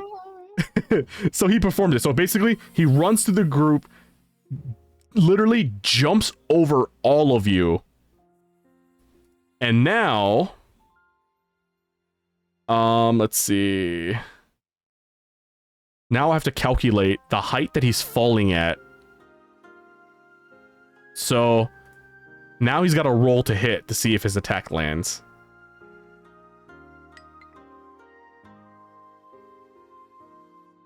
And that is...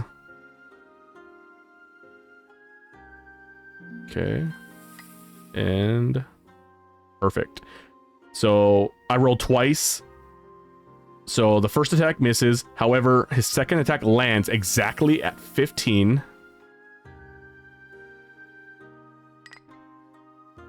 And let's see, what does he do here?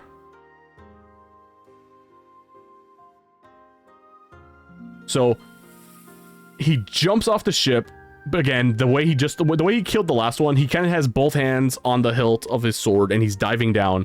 He punctures into the top of the head of the sea lion. And the initial damage from the strike itself does 16 damage, followed by the blunt damage from the height that he jumped at. So for every 10 feet that he falls, it's an extra 1d6. So technically, the ship, I believe... You calculate that.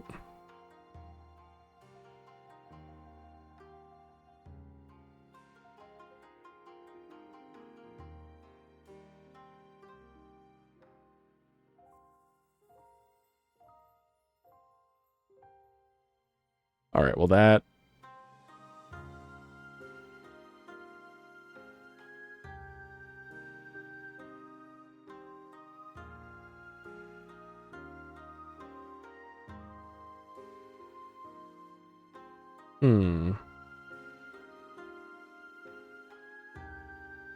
Okay. So...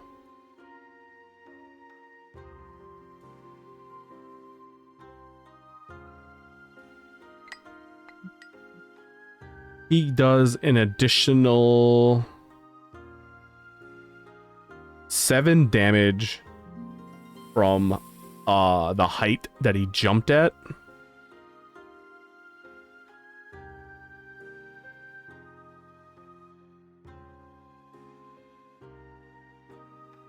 Oh wow, now he has to roll an acrobatics check to see if he sticks the landing after his attack. That's a lot of stuff to check. Yeah. All of this for a fancy move. Better hit, man. All right.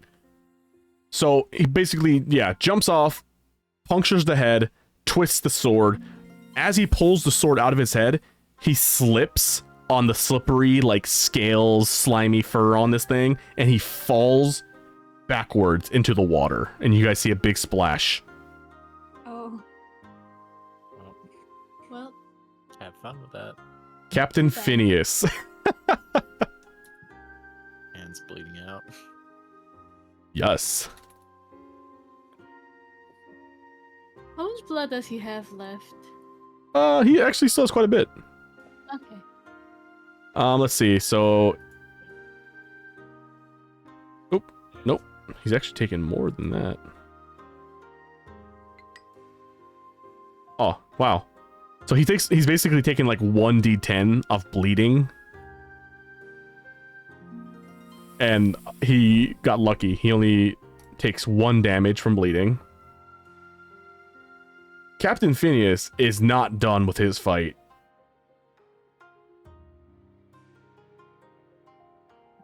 And he is going to stand here. And he is going to throw a net on the sea lion to capture it. With one hand? Oh, yeah. Oh, damn, this man. And it Badass. doesn't get any better than this, because he rolls a nat 20. Bro. So he takes this net, and he throws it over the sea lion. And it literally shows that, basically, if it succeeds, it doesn't look like there's any type of way for this thing to, like, I guess, break out. It literally just says he can throw a net to capture a creature, and that's literally where the description ends. What? Like, it doesn't even say if, like, the creature can fight back or get out of it next round. I mean, I'm gonna imagine this is like the old-fashioned, like that, you know, like that old twine or rope type of net. So I would say that if no one kills it by its next turn, it will have an opportunity to like chew out of it. But Alright, okay. yeah, so in the meantime, it is restrained now. So like That's good. Joel Run, for example, could try to swim away from it, and he wouldn't take any like opportunities of attack.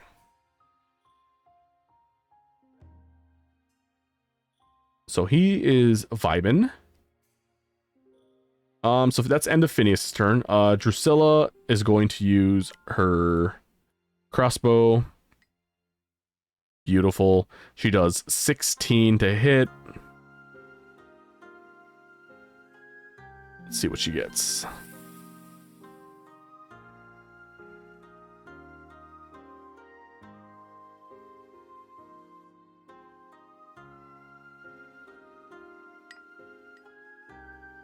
And she does 2 damage. Oh, It's something. yep. Let's see. Where's Al? Al is down here.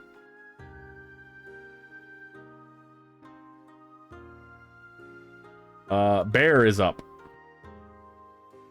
Okay. From where I am, I want to try and push the corpse of the sea lion in front of me off the ship. Ooh. Okay. Let me see here real quick. Let me calculate. All right. Where are you? Where are you? There you are. Okay. So this beast weighs roughly around 1,100 kilograms. 1,100 kilos. All right. So let me just see. I currently have 19 strength Damn. because I'm a strong bear. But is it enough? Let's see here.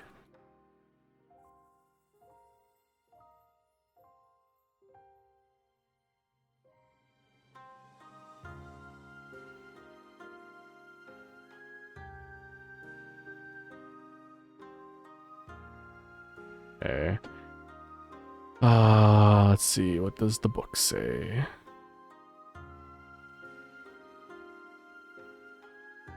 So you're gonna have to do so you have an option of just either just performing a strength check, or you can just go to your athletics check. So for a creature of this size and weight,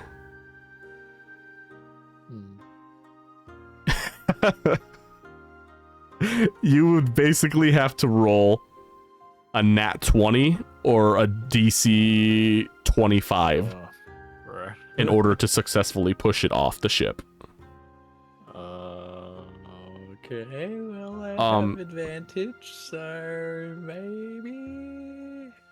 If you got a nat 20, I could do this. that would be amazing. Like, that'd be insane. Never say never. It's a heavy boy. If you do fail, but you want to, because this is obviously going to be your turn, you could also hold on to that. And if you wanted, like, Rosetta, Captain Phineas, or Phaline, like, those seem to be the 3 closest to you, on their next turns, they could also do strength checks to add up to that DC of 25. So you get assistance to push this thing off. Okay. I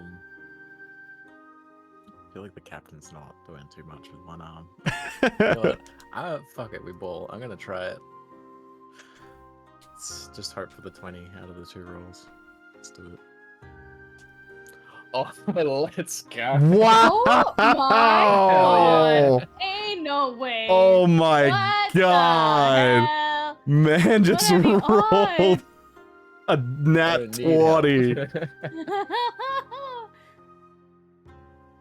Throw this thing off the boat. Get it out of here. So with the blessing of Thena guiding you to push this Yeah. giant creature, because you're still in your bear form, so like you you like hurtle under this creature and you legit like you chomp on it, you take your two giant paws and you straight up lift this thing and throw it just over the edge, and you just hear this giant splash sound and the creature begins sinking.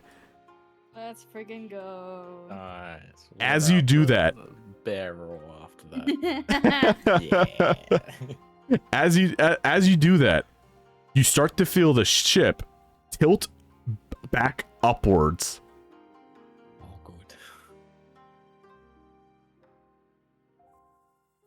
good. As you did that, by the way, Bayline, Captain Phineas, and Myrine are all looking at you with like widened, shocked eyes. You kind of hear Phineas like mutter to himself like, "Did that bear just lift that?" You Phaeline, who was directly next to you, watching you as you did that, she's just speechless. Like you stunned her so much with your strength that she actually falls back onto her rear and is just like looking at you like mouth open. Damn. And although you're not directly looking back, Myrine is kind of just staring at you with widened eyes, and well, I guess I can't really describe that because yeah, no one is looking at her, so I won't say what she does, but she's you can you can definitely feel her stare at the back of your head.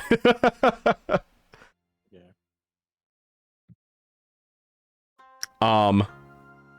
Is that the end of your turn? Yeah. Awesome. So Phaeline's up next, but she is like in such shock that she's quite literally stunned right now. Like she cannot move. She is just like bewildered at what she had just witnessed you do. Rosetta. All right. So, what to do? Do y'all want another chromatic orb?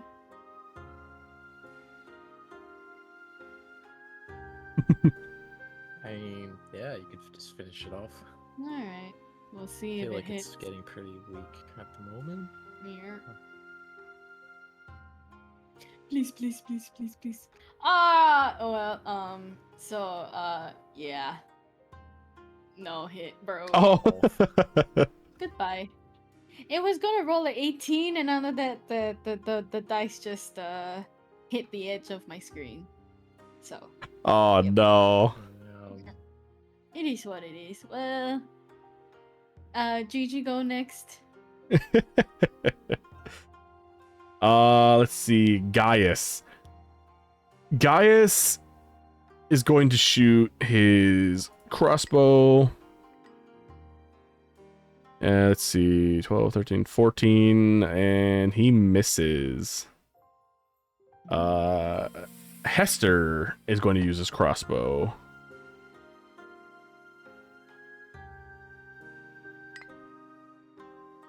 And misses.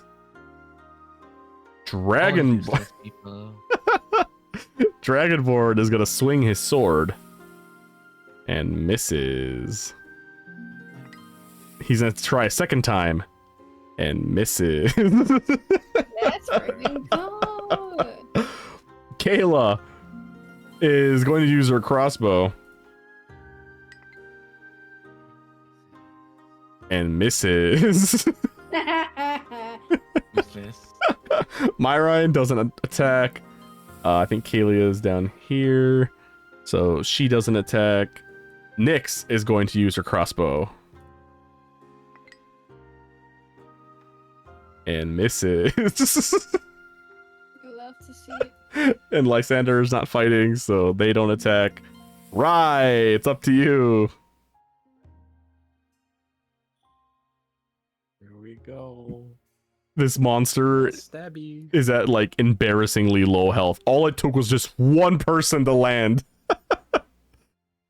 Just one. Come on. Same thing. All right, do it. Yay. Let's go. Let's go. Ooh. Nice. Damn, that hits. All right, let's Tell me see he's here. gone. Tell me he's gone.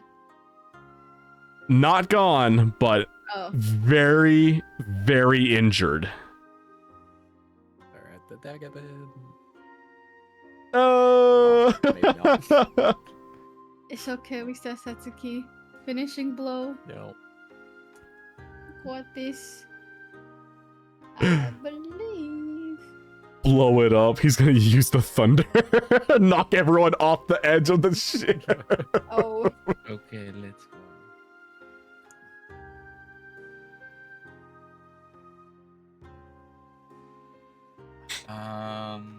I'm gonna start using my bonus action for the thingy. Yeah, star.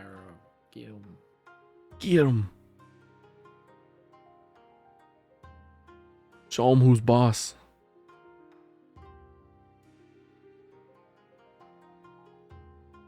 Okay. Show them why they call you Oh Setsuki. god. Oh please don't say that.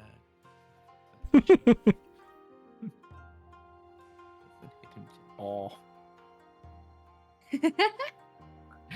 That not the nat one. Oh well. was your bonus, right? You can still try something else. And another guiding bolt. Yeah. Do cantrip producing flame. Yeah. Well, that.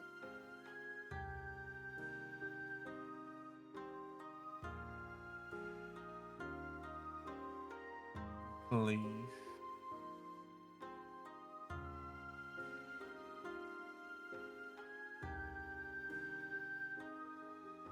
Okay. Yeah. That hits. Dirty 20.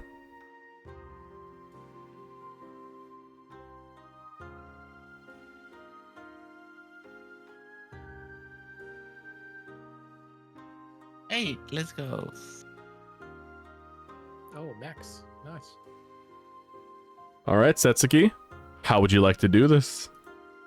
You take command. I'm too hungry for this. So you produce this flame in your hand and you lean over the ledge and you just basically just kind of like throw your flame forward into its face. And the flame is just enough to basically sear its eyes and burn them. And it was enough to just basically like cauterize its mouth shut. And it starts to like sink back into the water, and you realize that it is now struggling to try to like breathe. And you watch this creature with its burning face start sinking bottom to and lower into the ocean, and it dies. And people say I'm evil. You did it. Yeah. No, your description of it is far worse than I would have. Gotta make it immersive. Yeah. Got him. And with that being said, you are all out of combat. Yippee. Thank God. I will bring these back up though, just so you guys can see where they're currently sitting on the ship. These are dead. I will put a little ring around them just to kind of indicate that they're dead. But the ship's still sinking. though. Yes. Yeah, we're gonna throw off one and see how that goes. It'd be nice to be able to eat one if they're edible. I'll be right back. If you want to like figure out if they're edible, I would say roll a history check. DC 10 is all you need to figure out if these things are edible or not. History? Yes. I have no clue. But probably. Just enough, methinks. Was that Noise. nice? So, I assume that Bear, you asked that question out loud. I think I did, like, when we killed the first one, and then we were rudely interrupted by 3 others. Yeah, So- still on his mind. So a couple things happen.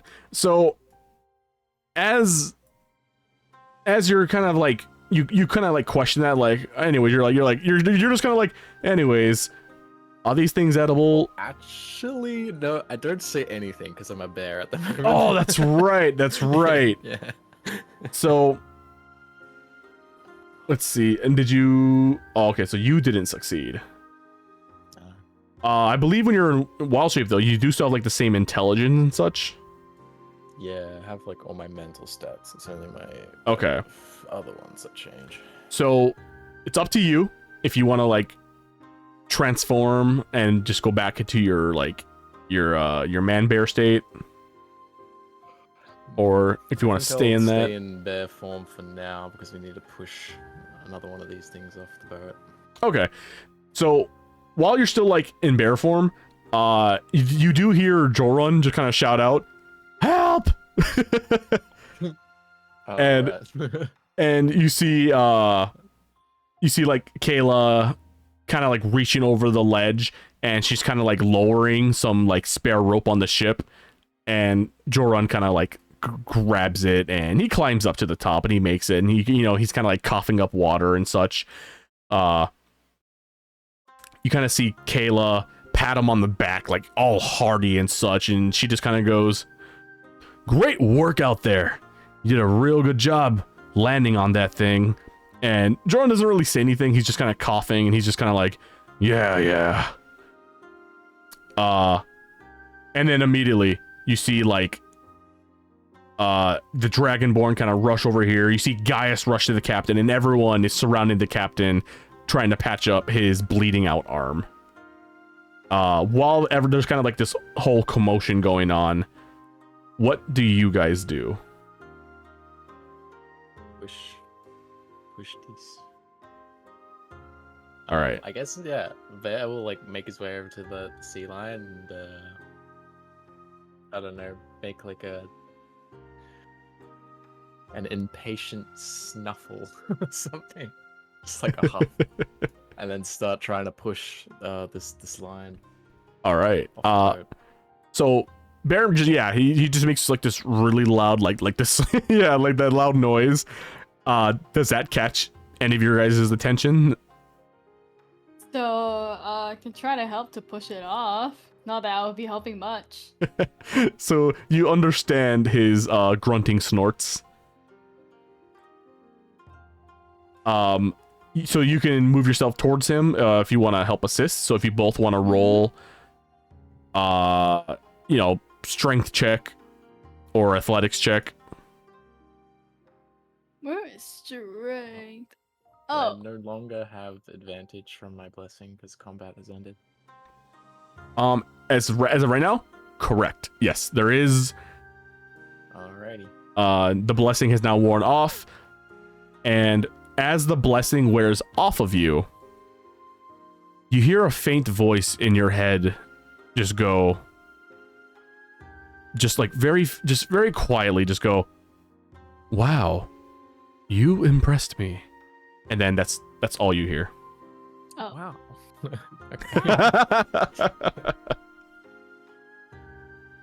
Oh, what? Damn. Cool. 17. Oh, okay. So you did you did a saving throw. Oh shit, what's that?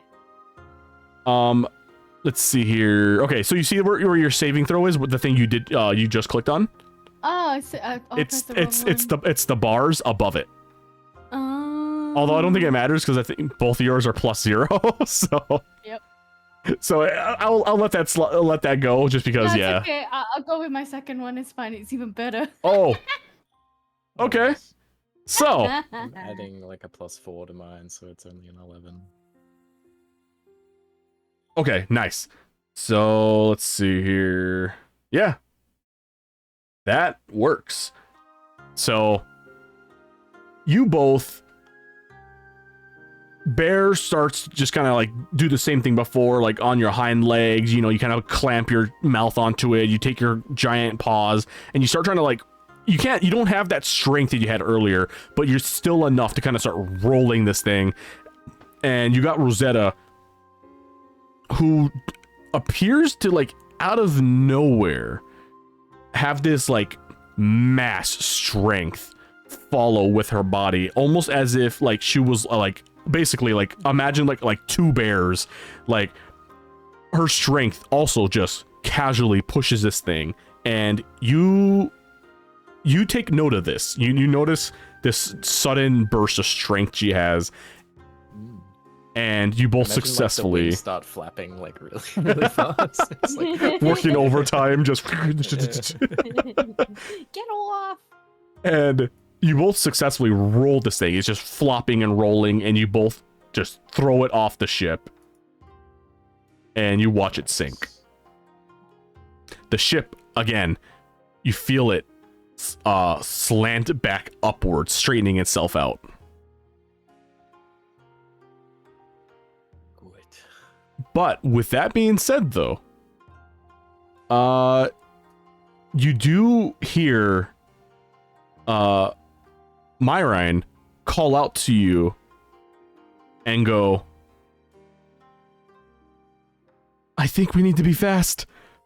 We're very close to the water. And she points towards the ledge. Do you guys look? Sure. I think like while we were pushing it off, I guess I'd be over here. So yeah. That is right, yeah. So you both would be like right here after pushing it. So even though the boat now straightened itself out, you guys see that from the ledge you guys are kind of like looking over. Rather than being like a good almost like 20-30 feet from the water, you guys are now looking closer to 10 feet. Or should I say 3 meters. Okay. Alright. So for context, you guys were originally 9 meters away from the water, and now you're 3 meters. That's not good. So our hull is probably like nearly half full at least. And all the supplies as well. That's probably bad. Alright. How do we think? That's a very good question. Let's see. Do any of you have like what is it? I believe it's like some of you guys may have like the skills or the tools, like a toolkit to like fix like carpentry and such. Does anyone have those abilities or skills? I don't think I do. Min, can you check for me? Sorry, I'm just having. Oh, no worries. Let me see. You have nope, just a herbalism kit. Well, we're drowning. You have a fat carp. Is that the magic one, or is it just the plain fat one? Oh, it's just the fat one. Okay. What about the other people on the ship? Yeah. Surely, All right. at least the captain should have something. So as of right now, that this entire top group, the Dragonborn, Gaius, Joran, Kayla, Phaline, no one is aware that the ship is sinking at the moment because everyone is too busy trying to attend to the captain's wounds.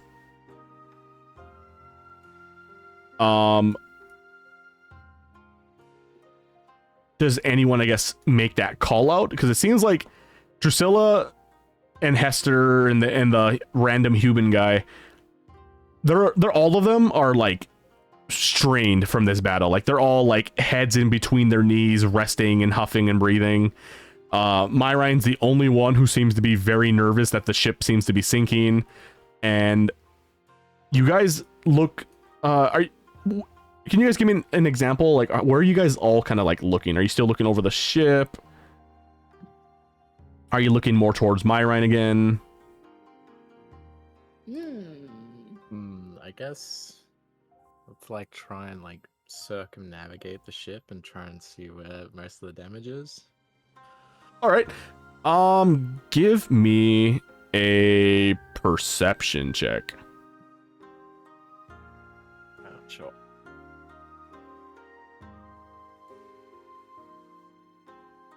Okay.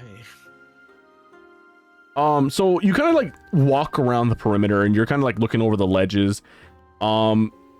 It's a little difficult to tell where the most damage is coming from, as everything around the ship looks to be kind of just evenly damaged to you.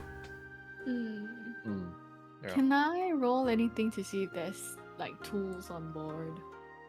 Yes, you can also roll a perception check. Please, please, please, please, please, please. I don't want to drown. Okay. All right. So you're like kind of like fluttering around looking to see if you can spot anything as well, like as far as like tools and such. And right away you notice that under some of the benches that these soldiers were sitting on, some of them do have like carpentry tools. You also notice that towards the front of the ship where all like the buoys and lifesavers are, you see that there's also just various things like equipment here, and you do find another like set of tools and such. So it is clear to you that there's at least people on this ship who would know how to fix this stuff. So, do we just make an announcement? You can, Like, yes. That's a good idea. Yeah. Right?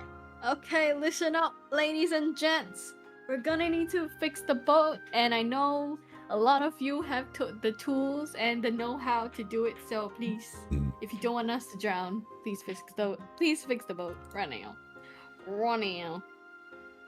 So as you make that call out, you do hear Captain Phineas yell out too, and he goes, "Gaius, leave me be. Lead the ship for now while the others tend my wounds. Save this ship. Listen to Rosetta." And Gaius kind of straightens up and he goes, "Yes, sir." And he immediately rushes down, and you start hearing him like calling out to the rest of the soldiers, and he goes, "I know some of you with us are carpenters, fixers, tinkerers. Every single one of you who brought a toolkit, come with me to the lower level. We need to fix the damage." And you kind of see him like rush all the way down here, and then he kind of like disappears down into like this lower level. You see Berwin get up and grab his tools. He leaves. You do see Drusilla, after kind of like huffing and breathing, she gets up and she runs down with them. Let's see, who else would be, what else we got? Also, you see Al get up, and Al gets up and he goes down to the second level. What about you? Awesome. You see Hester get up and run down to the lower level. And as far as that goes, everyone else is continuing to just kind of rest. You got Kalia and Nyx, who are still kind of like moving the oars. Joran, Kayla, the Dragonborn are all tending to Phineas and patching up his hand. Phaline is still on the ground and shocked from what she had witnessed with Bear. Like, she's kind of like in that state where she's not even like listening or anything. She's just staring straight ahead, eyes wide open. Like, to the best explain it, it's almost as if she witnessed a miracle from a god directly before her eyes.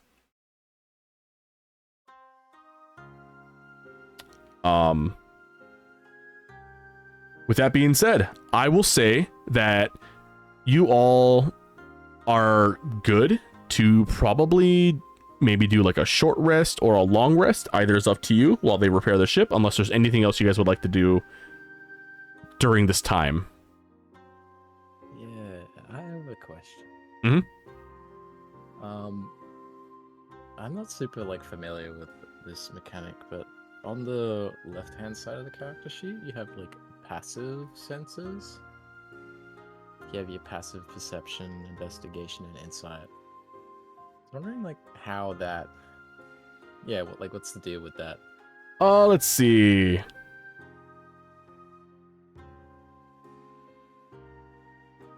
Okay. So, let's see, passive perception. Let me just read it real quick here.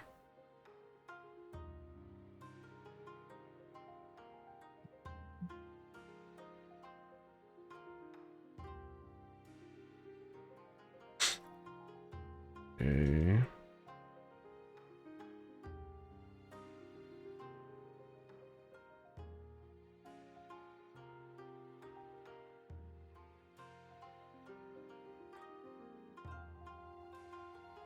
It's calculated.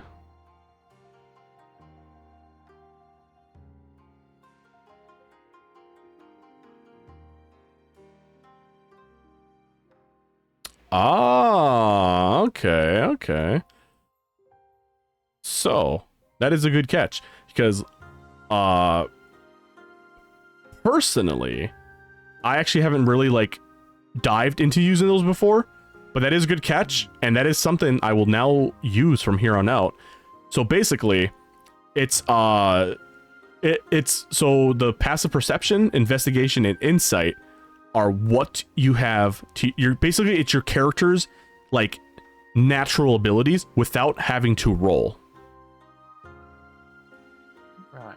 So there could be cases where, like, let's say, now I don't know if this applies to everything, but like some of the examples that it kind of gives me, it's like if you walk into a room and you're wary if there's like hidden traps in there, rather than rolling to see if you spot anything, if my set DC for what you have to use to spot these traps, let's say is a DC 10, but you have the passive 14 for perception, you don't gotta roll. Your character automatically spots that.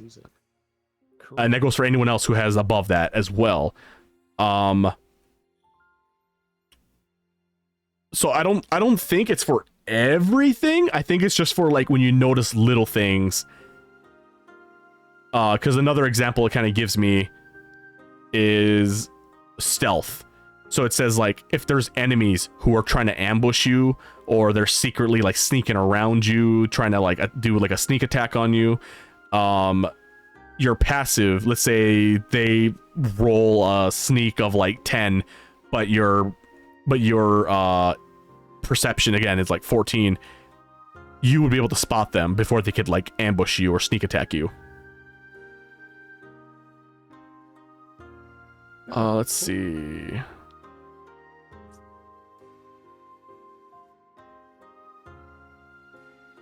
Oh, okay. Okay. So it's technically used as an quoted as an always on radar. It applies to everything in the world. So it's up to the DM if they want to raise their DC or their difficulty classes higher or lower depending on the player's like passives. It's basically a quick way of letting the game flow faster storytelling versus having to have you guys roll for absolutely everything. I could just quickly look at your passive to see like, all right, is that something your character would already like see, notice? Yeah, that is actually pretty cool. Like I said, I've never used that before, so that is really neat. But like I said, from here on out, yeah, I am more than happy to use that. That is really cool. Yes, because the reason why I ask is, well, Bear has a particularly keen sense of smell at being in bear form. And I seem to recall that someone in the party has a fish. Oh. I was wondering if I would sniff it out. That would depend on Rye. Like, did you just put it in your bag, or did you try to like wrap it up and secretly hide it at all? You're gonna have to fight me for it.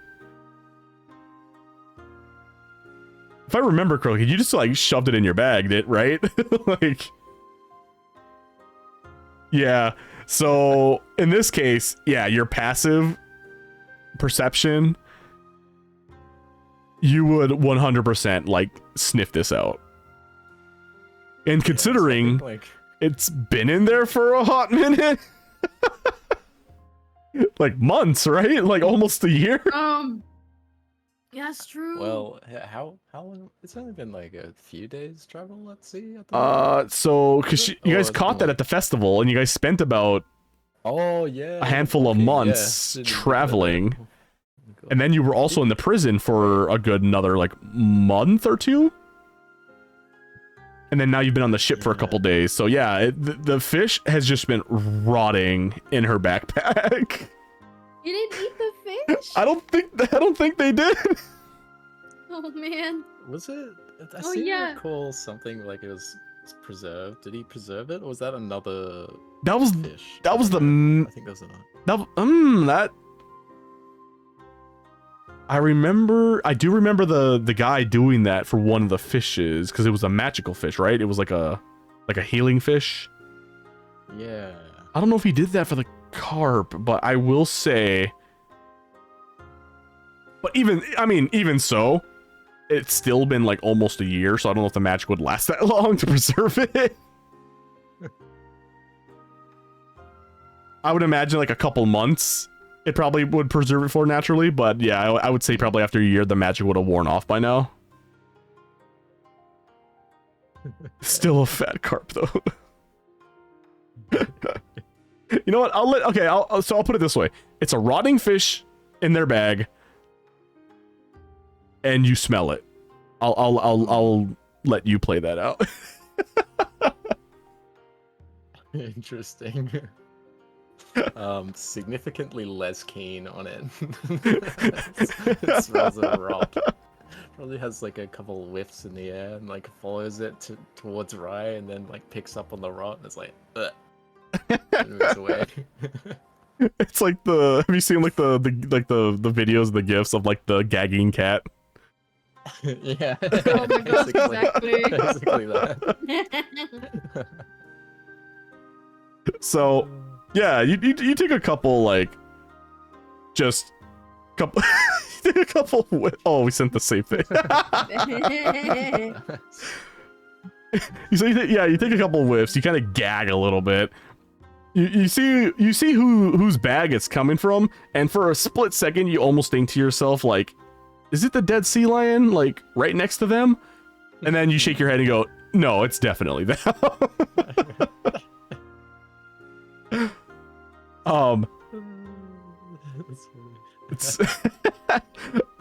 Is there anything else you guys would like to do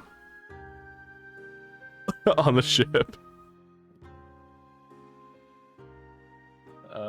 Yeah, I guess I'll transform back from my mere form back into human. Awesome, yeah, you can do that. And yeah, I wanna. Hold on.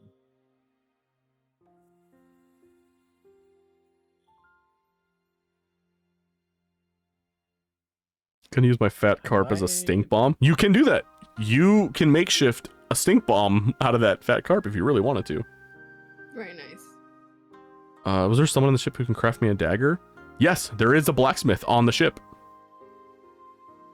Not just a blacksmith. There's like 2 archers and like like hunters and stuff. So like they would also maybe be able to make you a knife as well. So there's a couple people you can ask.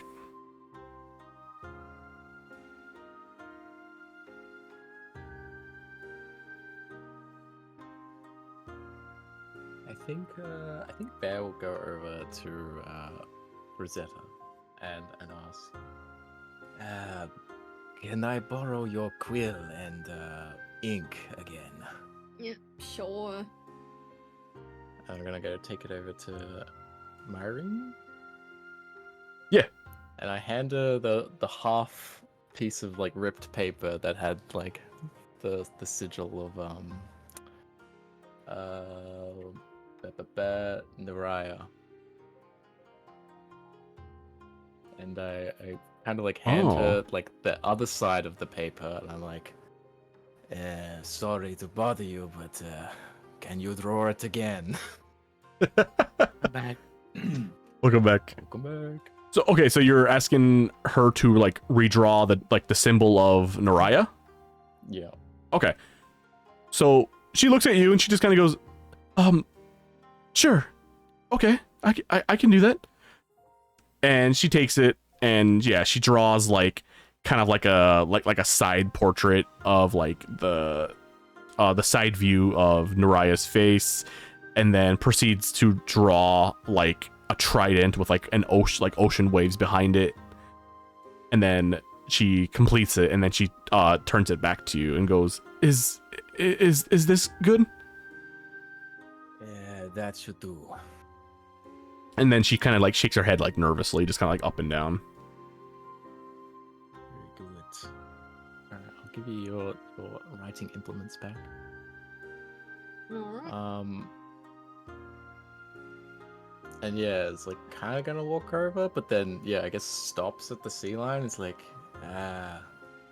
does anyone know if we can eat this?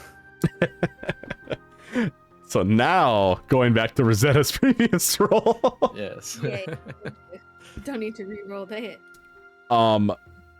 Rosetta would know the answer to your question, and the answer is yes. It's actually edible in 2 ways.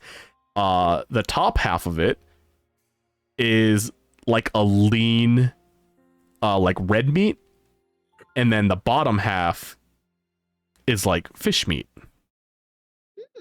Amazing.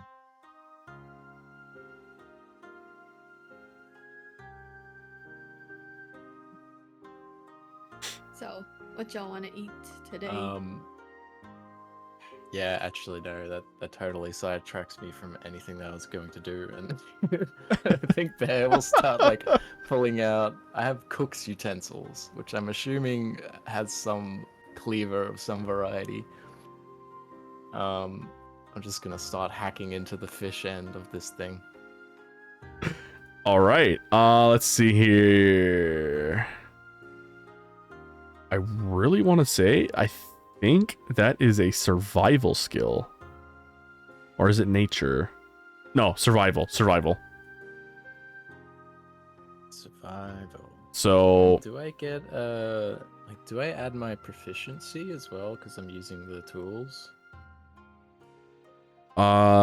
Is that how it works? proficiencies and training. I believe that automatically applies in the sense that your character is proficient. Well, cooking tools. I mean, let me look that up real quick, because I would imagine like cooking tools would work in the sense of like if you're prepping for a meal and you're like cooking. As far as like yeah, maybe more so for like the filleting and actual cooking. butchering. Yeah. Let me just do real quick research just to see if cooking utensils can be used for that.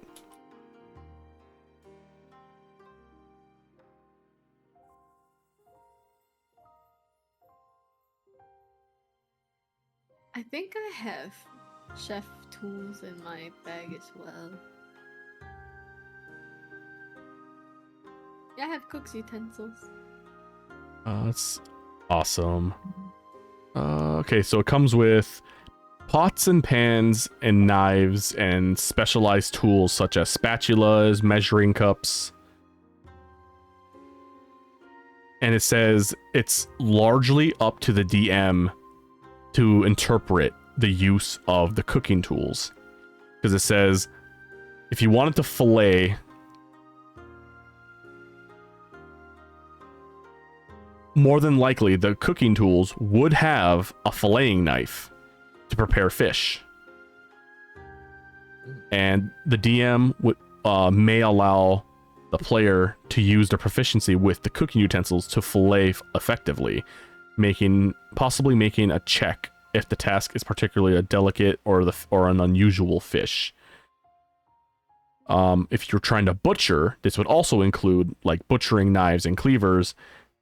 And again, the DM may require the player to do a check to determine how well a player performs the task, especially okay, so like basically fine chopping like chunks and sections of it.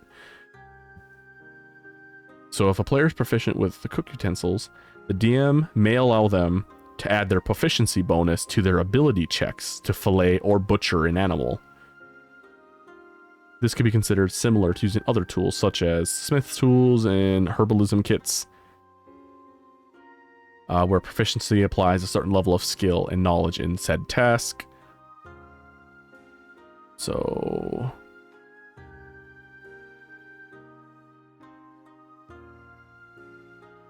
in Ooh. What is a sea lion considered? A fish lion.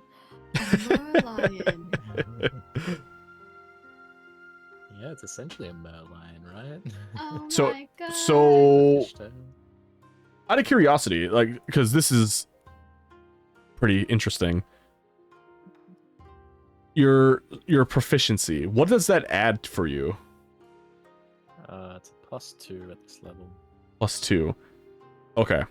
So, considering the type of beast that y'all just fought, it technically falls in line as part of what can be considered a large, difficult animal or a mythical creature. And you would be required to hit a minimum of at least a DC 20 to successfully get everything you need out of it. However, even if you did fail, that doesn't mean that you're not going to get anything. It's just going to be like a messier, like butchering / filleting. Okay. So, only way you're really going to truly fail this is if you get anything like a nat, or yeah, like a nat 1, or maybe anything below a DC 10. Right. So, yeah, I would say DC 20 to get like a perfect butchering, a perfect filleting, and then anything between that DC 10 to DC 20, you're gonna get something out of it. But anything under DC 10, it's gonna be like, yeah, kind of like a failure essentially. Okay. So, do we all try? Okay. Those of you who do have the cooking utensils, oh, that's the other thing too. Yes, if anyone also has cooking utensils, just like you, Bear, it is possible that just like how you guys combine your strengths to move the thing, you could also combine your proficiencies together to, like, let's say you get a DC 10 and then Rosetta also gets a DC 10. That would make up the DC 20, and you guys would perfectly like fillet butcher it together. Nice. So it's proficiency, right? Yes. Yeah, so it's just the +2 to it. Yeah, so do a survival roll with your +2. Oh, wait. I'll add 2 to this. Okay, that's a 15. Not bad. Oh, you're not gonna get anything out of me. Oh. Oh. I'm actually We could wait for Resu as Resu? well. This Resu has the cookie utensil. I'm also very curious. Don't mind this here. I'm just gonna do a test roll. Oh, never mind. I guess mine with my +2 would be 7. Yes. Plus So 13, that's 20. it is. Yeah, that is exactly 20. Yay! So perfect. So you both get together and you guys kind of get you guys like lay out like this cloth and you guys set out all your tools and you both just kind of like start going through. Like Rosetta is kind of taking like the filleting knife. Bear, you're kind of like looking at the butchering knife, and you both just kind of start hacking and slashing. Maybe there's a couple times where you're gonna make the wrong cut and Rosetta stops you and is like, no, you should do it like this, and you fix it and you do it better. You catch Rosetta doing the same thing. You're like, oh, you can fillet it like this, and you kind of just both help each other out, and eventually you guys end up with, I would say, literal stacks of fresh meat and fresh fish. Let me Nice. calculate how much you would approximately get. So I can, like, as we're doing this, like, turn to Rosetta and it's like, can we eat this raw? You in your bear form, sure. In your human form, nuh-uh. Oh wait, I guess yeah, because there's the 2 different types of meats as well. Mm-hmm. How are we gonna cook on the ship? Surely there's Produce a cook, flame. right? I mean, Oh my god, that's Don't where have Setsuki to. comes in. You don't have That's the true. tools, but you got the fire.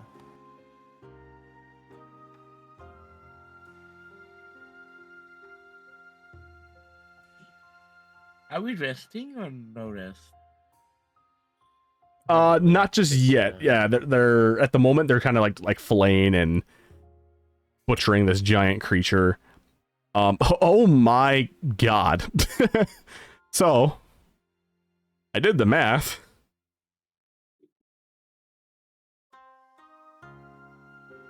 Interesting. Okay, so let me ask you guys this before I even answer this. Is this for the whole ship? Like, are you guys like putting this in the food stock storage thing to have it as extra food? Are you guys trying to keep this for yourselves?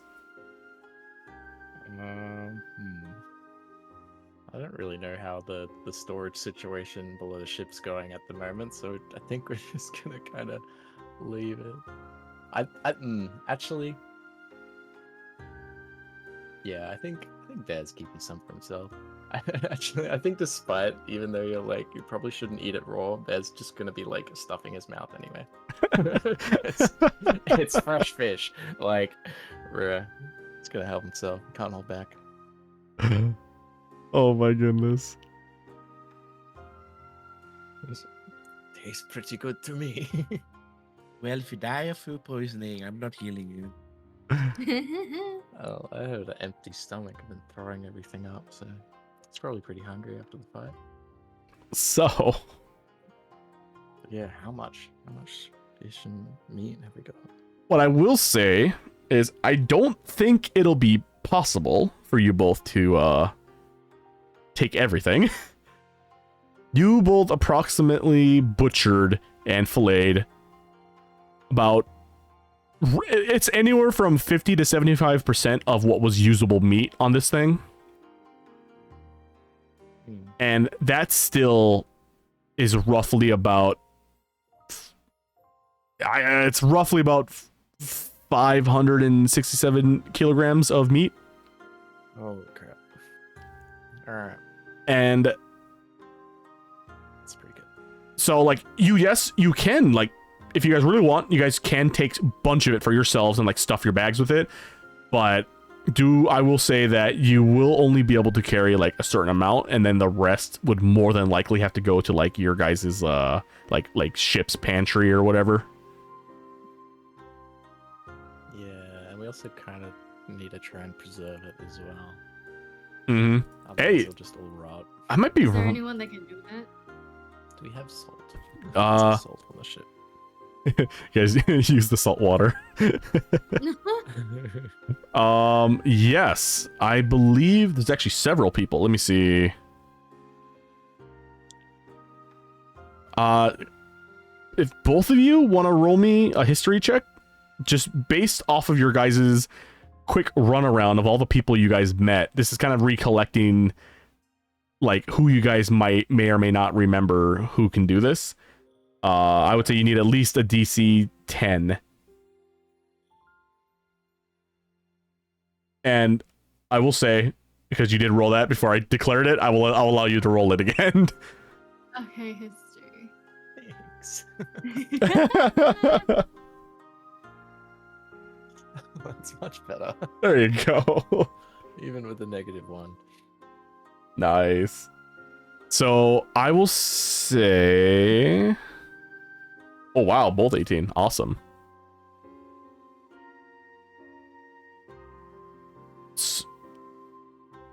Did you guys, let me see. All right. So you guys recall that there is a person on the ship who used to be a farmer, but you also remember that Setsuki did not give you a name. No. So you guys don't know who it may be. You just know that there is a farmer on here who can possibly do it. Well, There. it's called Order of what is that? What's that thing called? Like, we weed out the people that we do know, and we know it's someone we don't know. Yeah. So Yeah. another person who would maybe able to show you guys or do it themselves would be Feline, as she used to be a hunter in her village, so she's used to being able to preserve meats and keeping them like fresh for months. But also note as well, she's still kind of in shock from what she witnessed. Who else is there?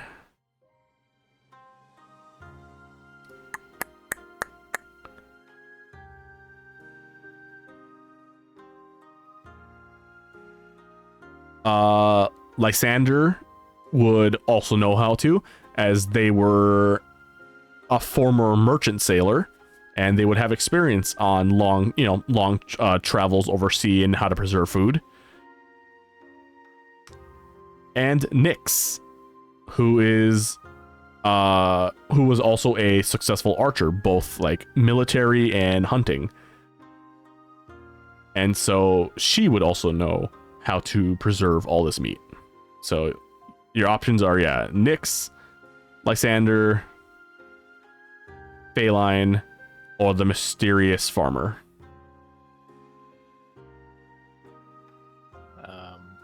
I guess I'll go over to Feline and kind of like check if they're alright as well.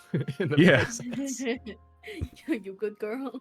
Like wave a hand in front of their face. Like, You got work to do.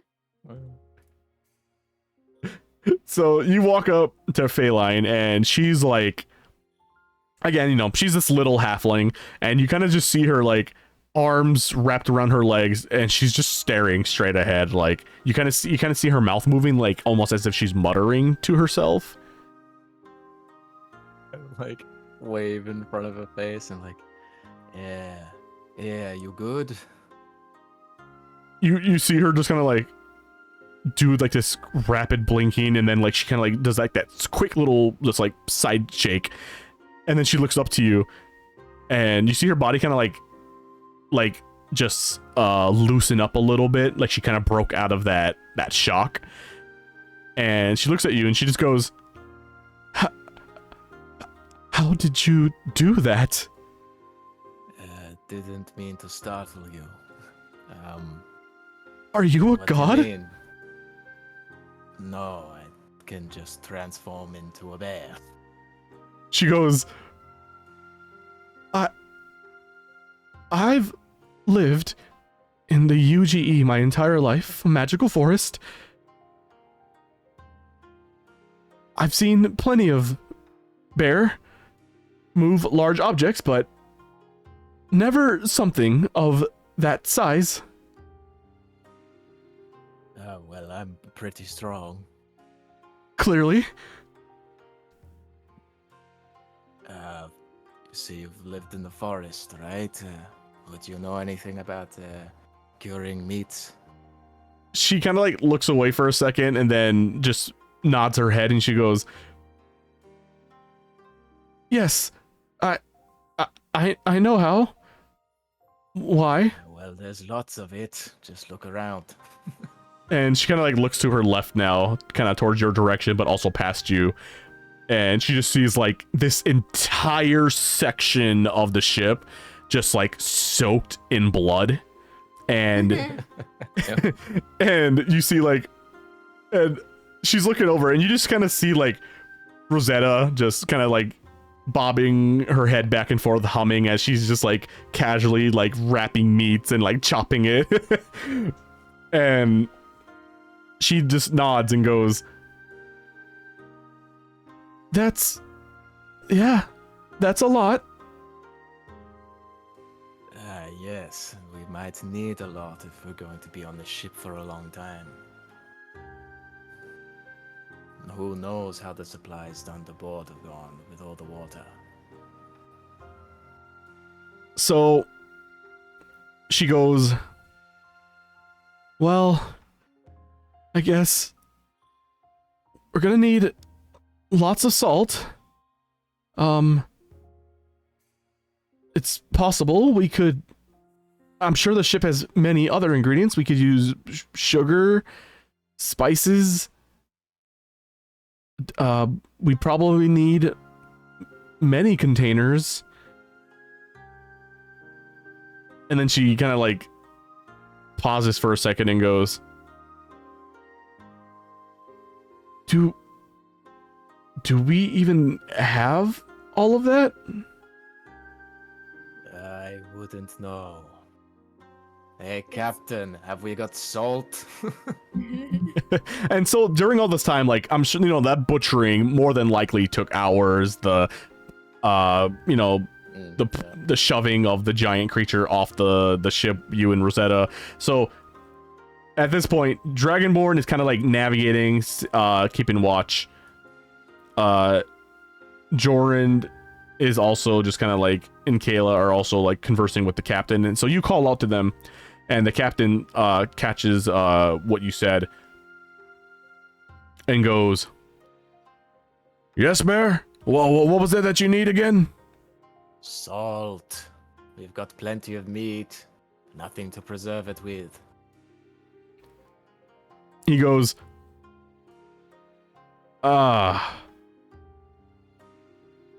we have a handful of barrels in the lower deck.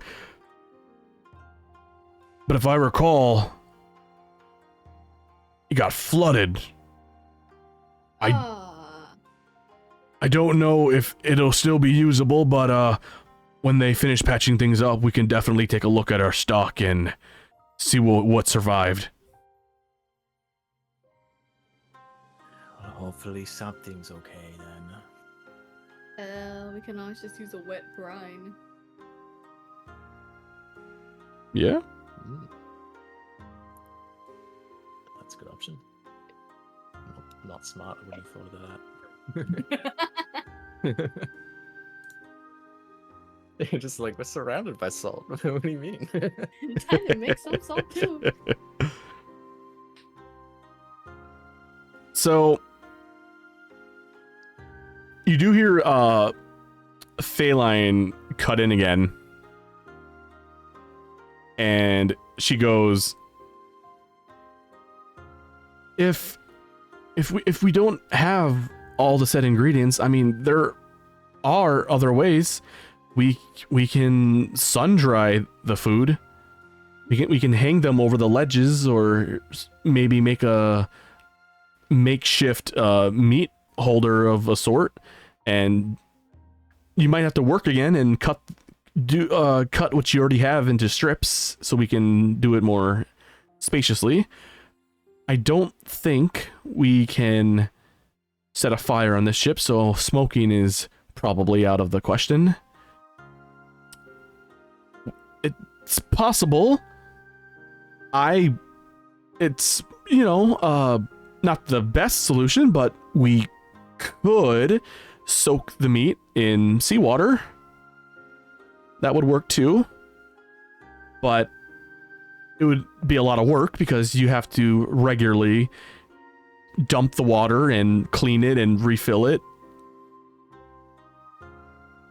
Yeah, whatever works. It would be a shame if all of this went to waste. The captain just kind of just like nonchalantly goes, "Well, looks like we're gonna be feasting for our first couple of weeks, eh?" Yeah, let's go. Same thing every day though. Yeah, about that. You really go through all of this? We nearly sunk the ship. You want to do another, 6 months of this? He just kind of shakes his head and goes, "It's not like we have a choice, son." I feel like the ship should see proper repairs, not whatever they're doing on the board to make shift, keep this thing afloat. You see the I'm already concerned with this thing. You see the captain kind of like look down for a minute, just kind of looks at his feet. You see him kind of like look at his bloody, like bandage stub, and then he kind of just goes, I'm not opposed to what you are saying. It's just that if we could turn back now, Dragos will surely kill us all. Could we perhaps perhaps take a more indirect approach, a wide berth maybe, instead of going directly back. He again kind of like shakes his head and he goes, "You see that symbol on all of your armors, your outfits, including mine? That's a magic seal. Dragos knows where we are at all times." And the Can bitch we- never helped us. Can we undo the seal? Wait. Yeah, I'm gonna start taking off the armor. Okay. Let's see if that. Can I? Do you want to? Yes, I'm going to try. As soon as he says that, I'm like, well, fuck this. Just start trying to take it off. So, as he says that, and you begin taking off your armor, you see the captain kind of like instinctively like lift up his like his right arm to like try to like say stop, but obviously it's just a stub just kind of comes up, and you just immediately hear the captain yell, "No, don't do that!" And why not? You're like in the middle of like, I would say like you're like lifting it like halfway up, and the captain just goes, It's magic. You will be in severe pain if you try to remove that." Seriously? And I try to undo the seal. What spell are you gonna try to use? I got no clue. Oh. I don't have any spells, but like, you know, just like maybe a history check, like, hey, do I know this? I would say Arcana to check. figure out what it is? Yes. Arcana. Or like how Okay. we can try and dispel it. Please, please, please, please roll well.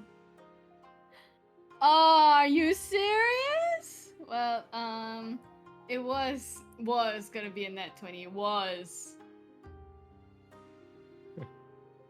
Let's Well, see looks like- here. looks like we're not doing no steals. Oh well.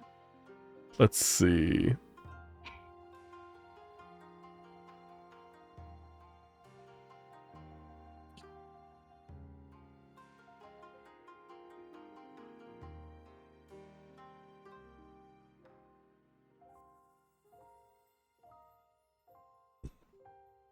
Okay.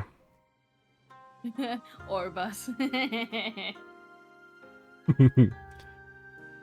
All right.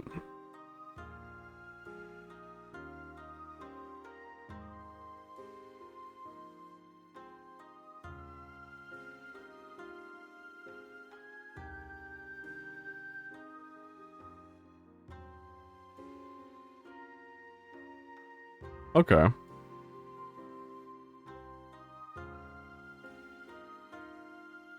Ron said, just being like, just use the orb. Alright. You know what? Yeah, what's gonna be more painful, getting hit with a chromatic orb to ruin your armor, or taking off the armor? Let's gamble. Well, let's see.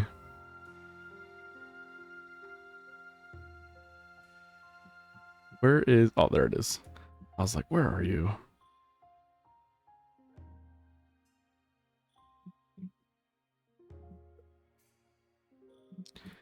Let me just roll this for shits and giggles and see what happens. Oh, dear God.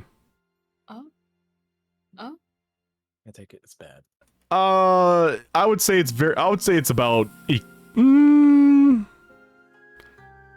depends. I kind of low rolled it, but I would say it... Low rolling is about equivalent to the damage that Rosetta's chromatic orb would do. Huh? Ooh. That's spicy. I would say... Yeah, I'm gonna leave it at that.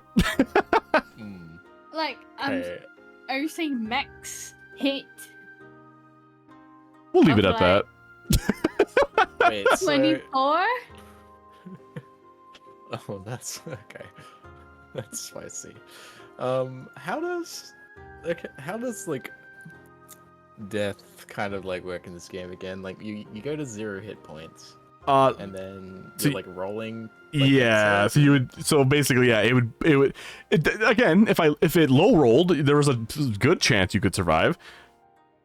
But if you didn't, yeah, you would be knocked unconscious, and then you would have to like roll death saves, unless, of course, somebody were to try and like I can't remember what the term is for it. Stabilize you. Stabilize, yeah. If you're doing to yourself, I'm not healing you. Wow, that is really rude, actually. What I had a question is like, is there like a certain like breach? Like, if I just take so much damage, will I just be killed outright? It depends. That can happen, but the damage would have to be like massive.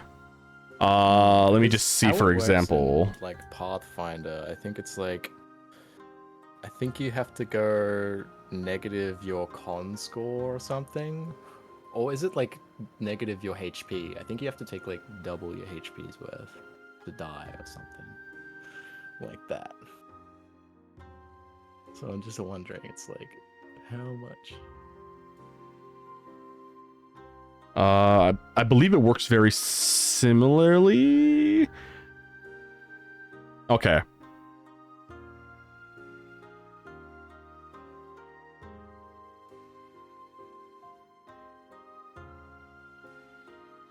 So yeah, so yeah.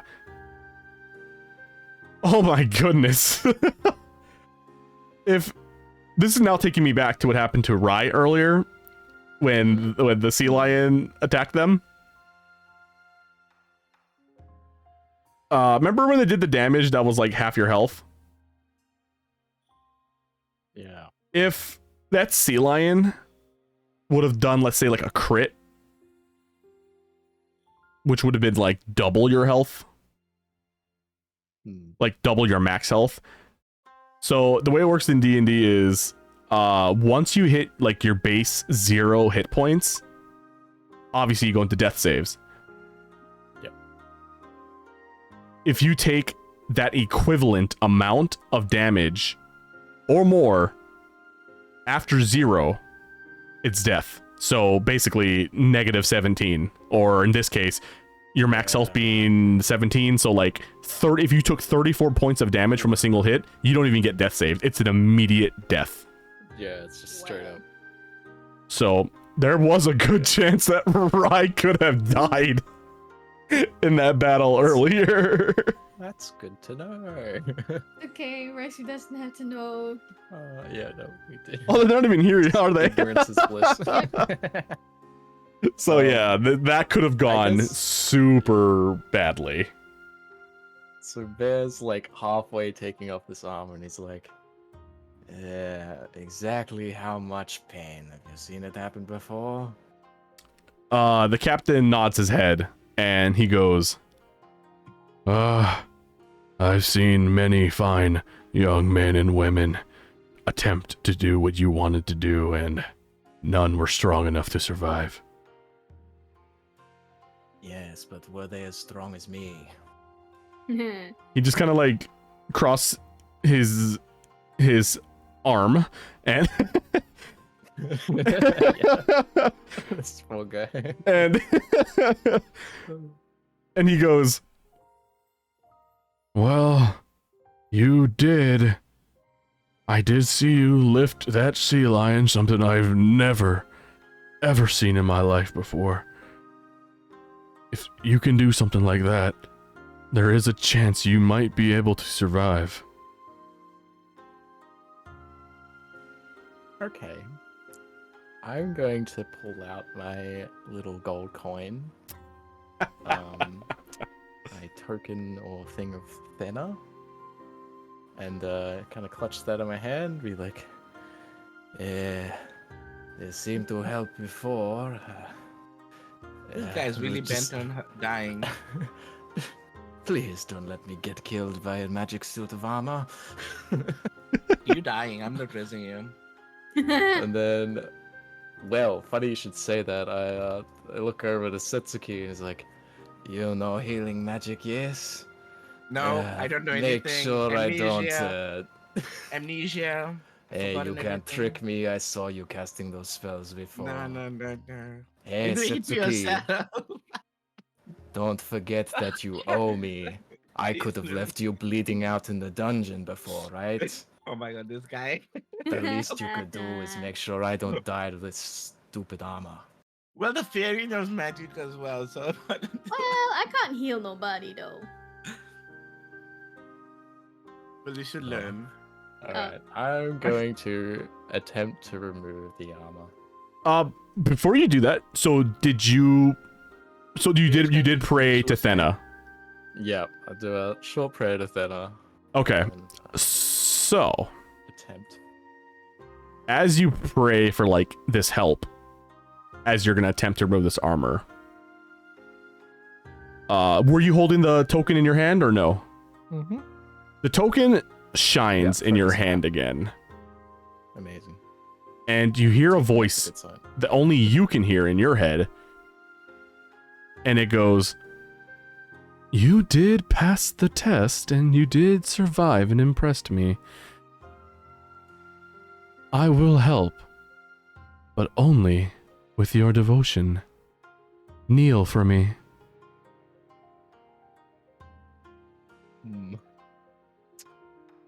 See, this is where it gets complicated with having devotion for many a gods. You're not my first pick. Wow, she's gonna strike you down. She's gonna strike you down. But I am very desperate at this point.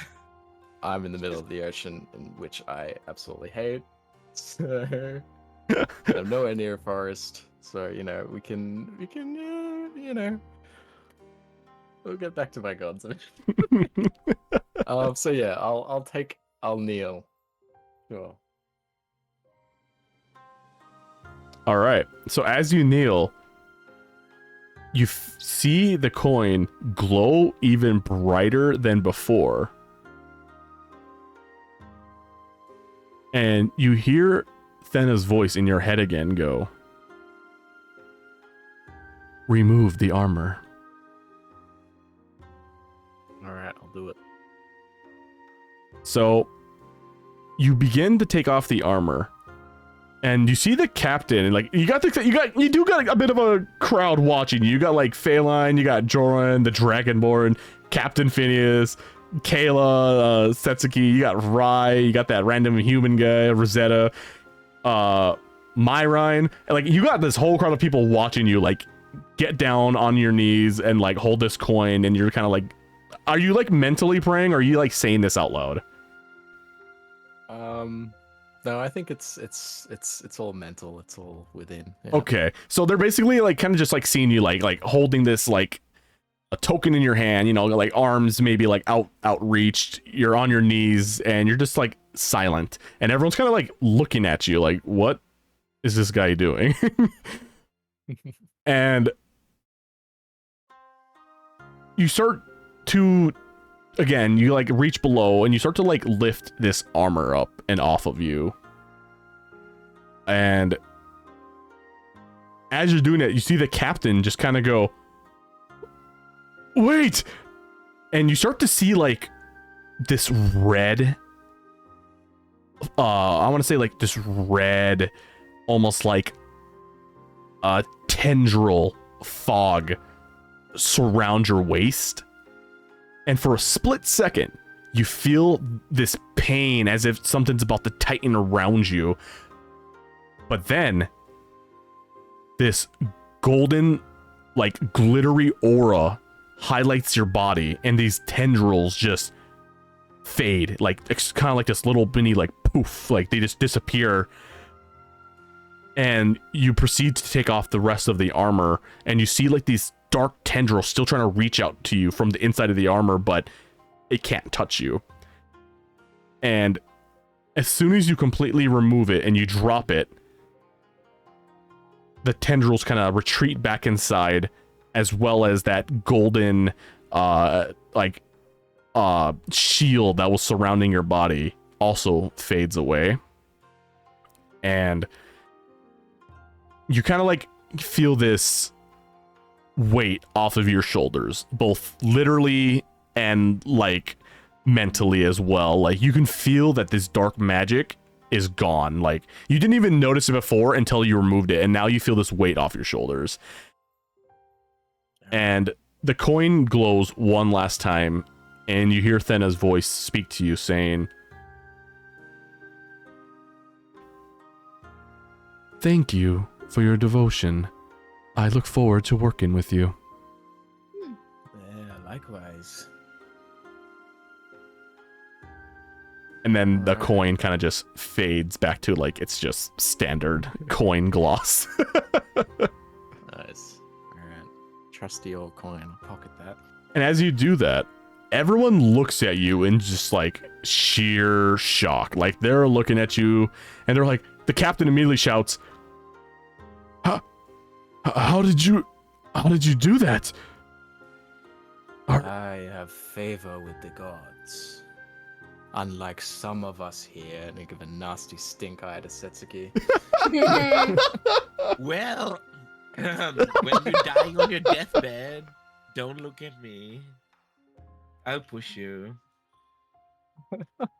And as you answer that to Phineas, you hear footsteps, like just the clamps of wood just kind of like bum, bum, bum, bum, bum, bum, bum, like sprinting behind you. Do you turn around? Oh, yeah, of course. So you turn around quickly because you hear like something quickly approaching you, and you see Myrine like sprinting to you, and her eyes are red, as if she's been like crying. Oh. And she looks up at you, and she goes, You have Thena's favor. So she hasn't abandoned humanity." I guess not. And she kind of like, you see her fall to her knees, and she kind of like grabs on to like your calves, and she bows like her head down, and she just goes, Please do as she asks. Don't let her down the way I let her down." I awkwardly step away, like, stop it. There's no need for that. And she goes, Look, I will do my best, I guess. she goes, "No, there is need. She's chosen you as one of her students. This is a blessing." That much I can agree with. And she looks up at you, and you kind of just see like this smile on her face, a smile of what looks to be like relief that Thena hasn't abandoned humanity. And she just kind of nods, and she goes, "You've inspired me. I'm gonna try again." I'm happy I could help. Do you want this back? He kind of pulls out the coin again. I mean, I could only do it because of this. She shakes her head no, and she takes your hand and she kind of like clamps your hand back over the token, and she goes, No. That is yours now. Thena didn't speak to you just through the coin. You showed genuine faith towards her in your time of need, and she came. Oh. Okay. Well, I guess I owe it all to you, so I suppose you shouldn't feel so bad. She kind of like does like this slow head nod of like she wants to believe what you're saying, but at the same time she does feel a little bit like kind of like a almost like a trauma response. Like she wants to believe but doesn't, and she just goes, "Maybe I can still earn her favor. So put a hand on her shoulder and be like, I guess everything happens for a reason. You just happened to be in the right place at the right time. It was probably her plan, I guess. And again, she kind of gives you like this genuine smile, and then just really quickly, she like wraps her arms around you and just gives you like a quick hug, and then she pulls away, and she just goes. Recoils at that. She's not used to any kind of like affection in that regard, but yeah, sure. She notices, and she just goes, "I'm sorry. Thank you." And then she like kind of like okay. walks like slowly backwards before she turns around fully and then goes back to her seat. And you see her like, as you kind of like watch her walk away, you do see her kind of like pull out a journal, and you start seeing her she you can see she's kind of like scraping something, but you don't know like what she's using.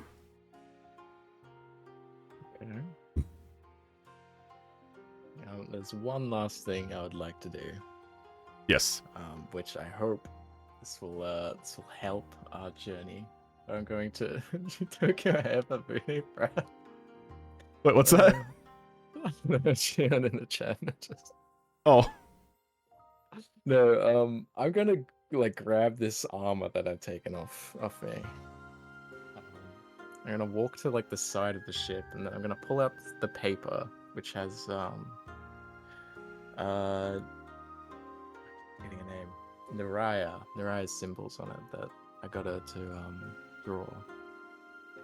I guess I'm gonna have like one hand on that, and then yeah, kind of like lug the armor up into like the side of the ship, and then gonna do another prayer. I know we're all sick of it by now, but essentially just saying, look, we passed your challenge.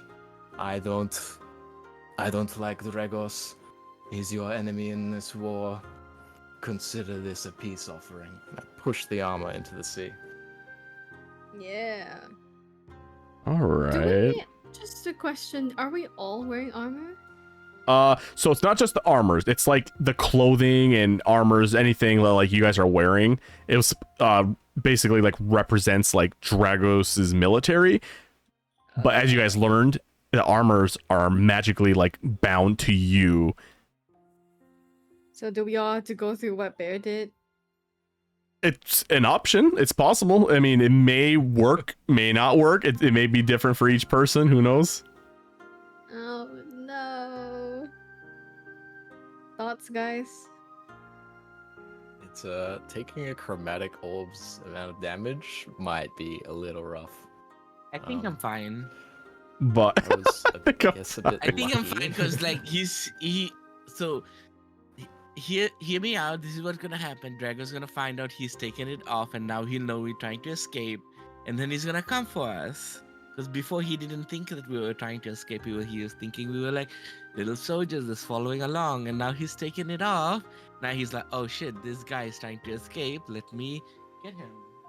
Look, honestly, at this point, I think I fear more the god of the sea while we're sailing at sea than Dragos. So, that's who I'm trying to get favor with. so But that is a fair point. So I fear the water. Exactly. Huh. So you take this armor, you make this prayer, and you throw it into the sea as a peace offering to the goddess Nereia. As you do, off in the distance again, you see like this misty haze far away. The figure is blurry, but again, you can make out that it's like a gigantic, like at least a half body of a woman looking back at you. And you feel the sea itself suddenly calm. those giant waves that were kind of splashing back and forth and such and whatnot, they start to come to just a gentle, still water as the boat just clearly sails through. Oh, thanks. And all of a sudden, you do see, like, I would say, large amount of, like, tropical and colorful fish surround the armor. And then, as they leave, the armor is gone. You feel a gentle sea breeze, like mist from the water, kind of splash at you, but not like before. It was like a wave of water that just struck you and soaked you. It's just a gentle little splash, and it just kind of like hits your feet. And Okay. And you begin to feel like clarity in your mind. You feel that this is not like a warning like it was before. And you continue to look straight ahead.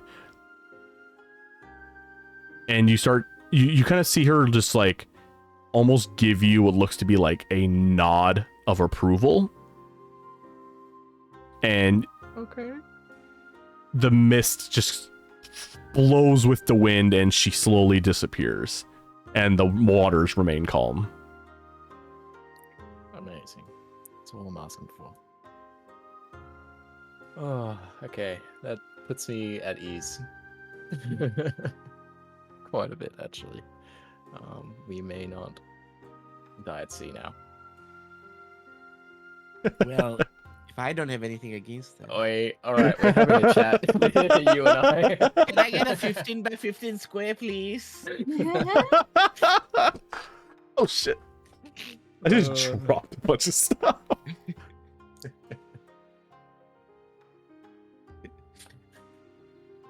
No, I'm just joking.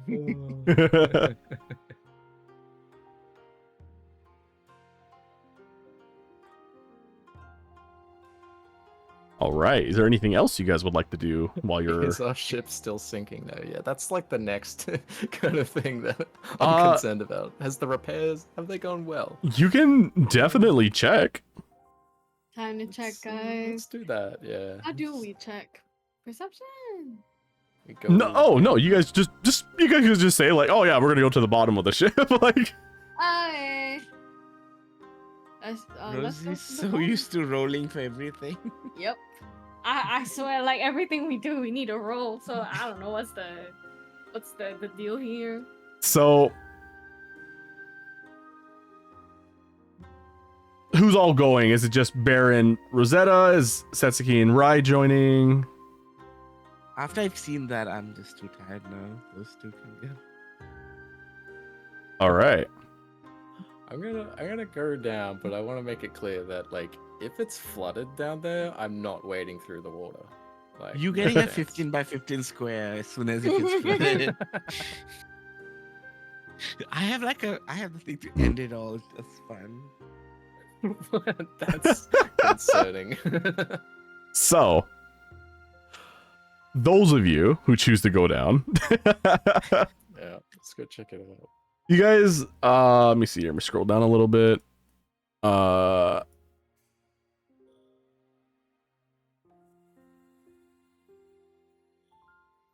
It's about kind of like around this Okay, area. I'm scared of water.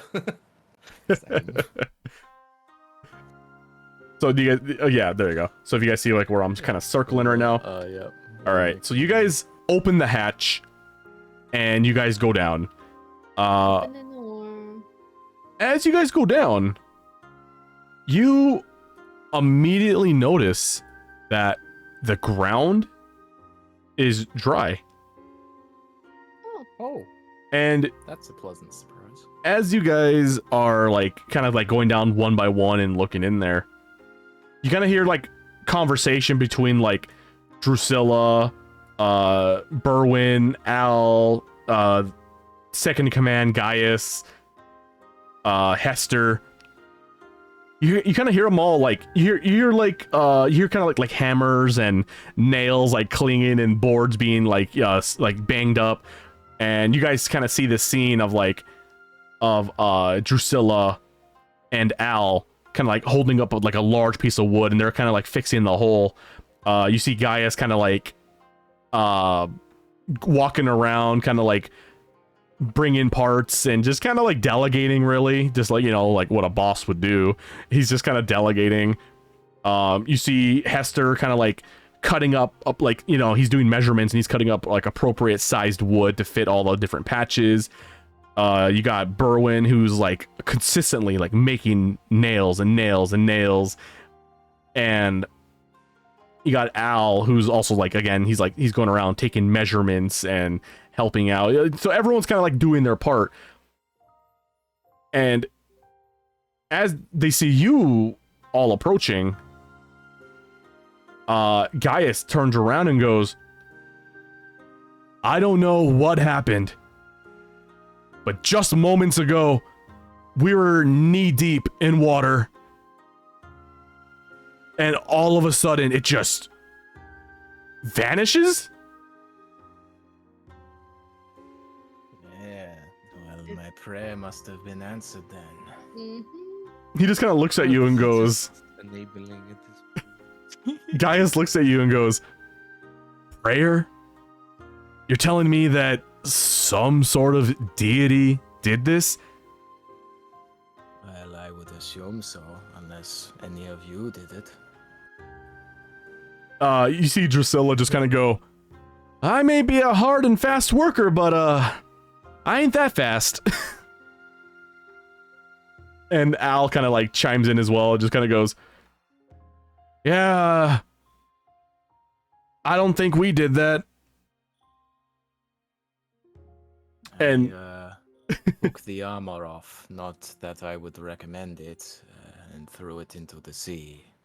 It seems, at least for now, we have the favor of Nereia. Gaius looks at you and just goes,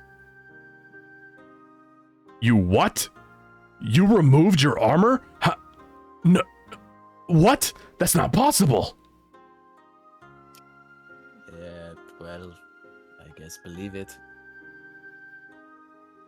He just kind of looks at you and just goes, like, you see kind of like this bewilderment in his eyes, like he doesn't know how to comprehend that you removed the armor. Like, he understands that, like, you explained that there may have been like divine intervention of some sort, but if you remember from previous conversation, he's not really all for the gods, doesn't necessarily like believe them. Yep. And so he's just kind of like, I don't know what kind of magic you pulled off to make that happen.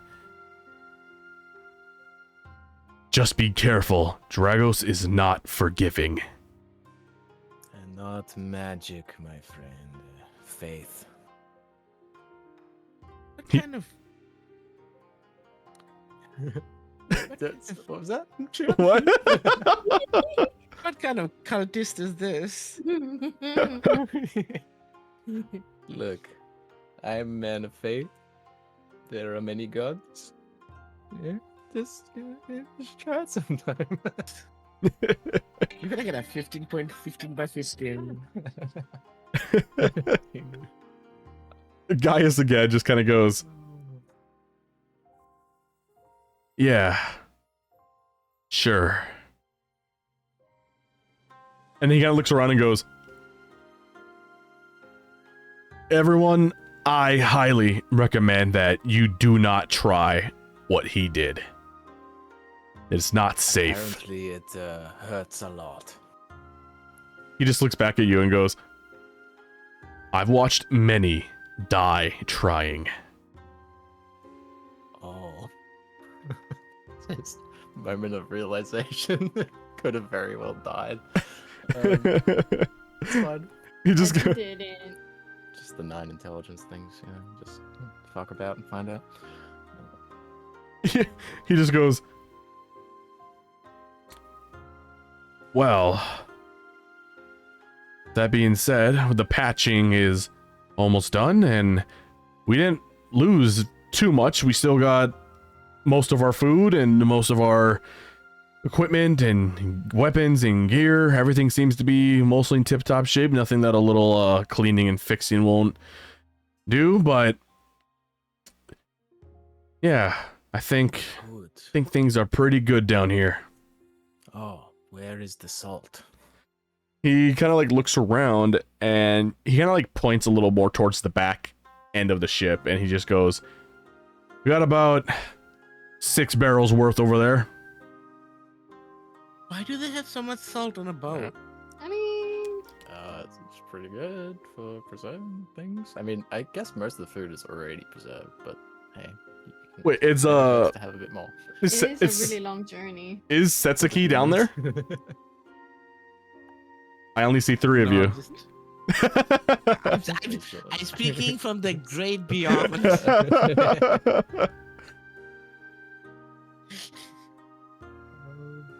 Yeah, no, I guess I'll just start lugging up the salt then to the meat pile.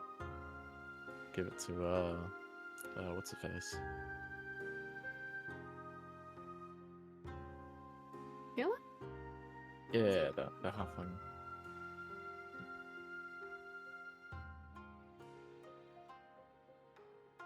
So, what are you guys doing with the? You guys are gonna like let Phaeline know that there's salt, or? Yeah, I'll just like bring it up.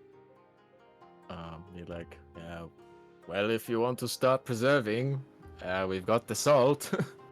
Just tap the barrel. I don't know how to do it. I usually like eating it fresh, but each to their own. Not Rye trying to be chaotic right now. Dump the barrels. What if we put the salt into the salt water and it'll be more salty? Smart.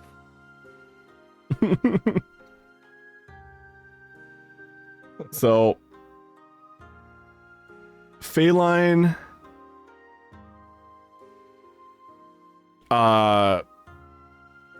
we'll say that like you all kind of like go back down there again, like with Phaeline.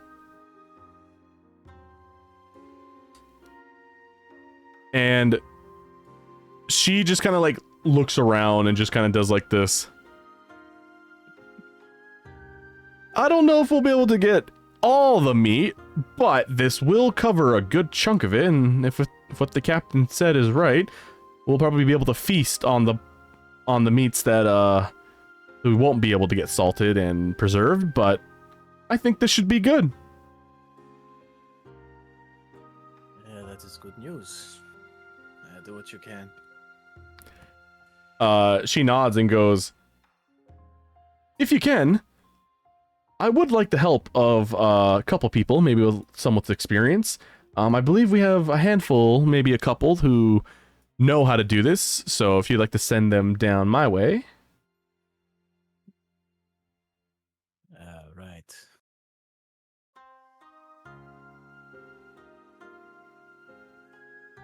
Yeah, I guess I go up on the ship and yell out, "Anyone else know how to preserve meats? Come help, we've got plenty of it." Right away, you do see like Nyx turn around, and she kind of stands up and walks over to y'all, and she just kind of goes, "Yes, I have experience." Come get y'all juice. And she kind of like climbs down the ladder, and Nyx joins Phaeline to help her preserve all the meats. You see another person stand up, kind of like this older looking man, and he just kind of goes, I think I might be able to help." Yeah, well, what's your name, old-timer? Don't think we were properly introduced.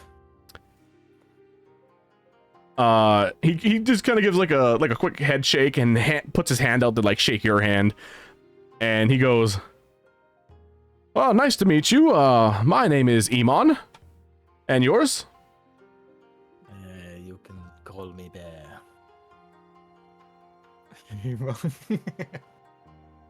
And he just he just goes, well, nice to meet you there, Bear. Hey, maybe practice with the sword a little bit more. I saw a bit of friendly fire there. He just goes, Got to be careful. Got to trust comrades, I guess. he does that thing where like he puts his hand behind his head and kind of like awkwardly scratches it, and he just goes, yeah, well, I've only ever worked on a farm my whole life. It was never my duty to protect the farm, just, you know, farm. The most experience I have is a shovel and maybe a pitchfork into hay bales, but yeah, I'll do my best next time. Yeah, maybe guys can give you some lessons or something. You probably want to be handy with a sword if you're going into a war. As you're saying that, you hear a shout from below deck go, somebody doesn't know how to use a sword! Oh no, ratted him out. Well, Guys goes, for the not best. on my watch! And so Iman joins as well with the curing. Iman. Very cool. I guess with that being said, would you guys like the long rest? Why not? Yeah. Awesome. So, okay, so we'll say that all the sea monsters have been killed and removed.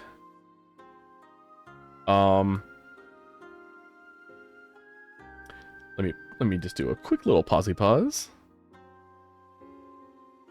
Want to see something real quick here. Oh, dear God. Alright, I'll leave it as that for now. Okay. Perfect. Oh, no, not what I wanted to do. Not what I wanted to do. Alright. So, all of you, everyone, you know, the patching gets done. The curing wasn't completely done, but a lot of it got done that same day. You guys all had a giant feast, and everyone is now in their little like what was it? It's your guys' little benches that's kind of like a makeshift bed. You all, here we go, I'll load the map back up. It's nighttime. You guys are all just kind of sleeping and resting. Oh, actually. Oh. When it's like before bed. Yeah. I think this is an appropriate time. I think Bear will approach Setsuki. Oh, here. Just kind of like, you know, in bed. And it's like, hey, are you awake? Why are you disturbing my sleep? Oh, okay. Okay, it's nighttime. All right. So let me. All right, continue. So what's your deal anyway? You perceive the gods, you know of them, yet you do not have faith. Well,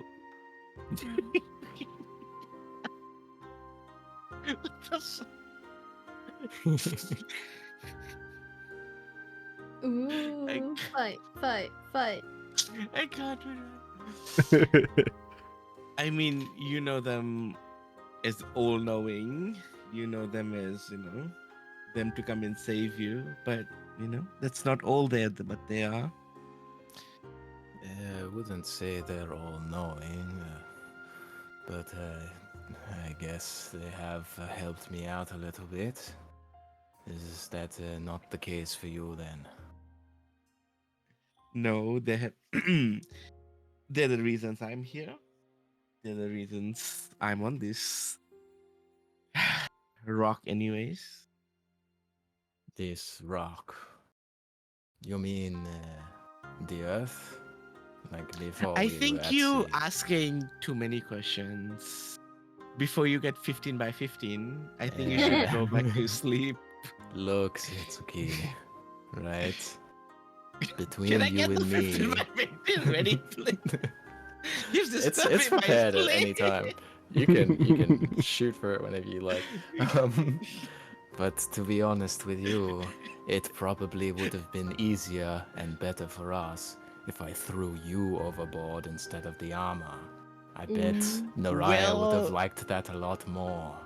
Drama. I can survive underneath water. You know, that's most we can say about some people on this boat. Yeah, is that so? That is a skill I am very jealous of. But seriously, what is your I heard deal bears with the sing. gods, huh? Do you really want to piss off the god of the sea while we're at sea? Like, why would you not make up with them? Well, she's pissed off at me anyways. They call themselves the all-knowing 12 mothers. I know them. Back when I knew them, they were just dust between my legs, or beneath my legs. Yeah, back when you knew them, what is that supposed to mean? You know, some things are best kept secret at this moment. Before I feel throw like you overboard, you better Yeah. get back to sleep. I'd like to see you try. You don't look very strong. But I'm not here to cause any kind of. Get the 15 by 15 ready. He's being too much. Where is it? Where is it? Look, if I wanted you dead, I would have left you bleeding out in a dungeon back there. But It's okay. I would have come back to life. It's perfectly fine. what? You're some sort of. What are you exactly? Toxic. Yeah, what the hell? Freaking right.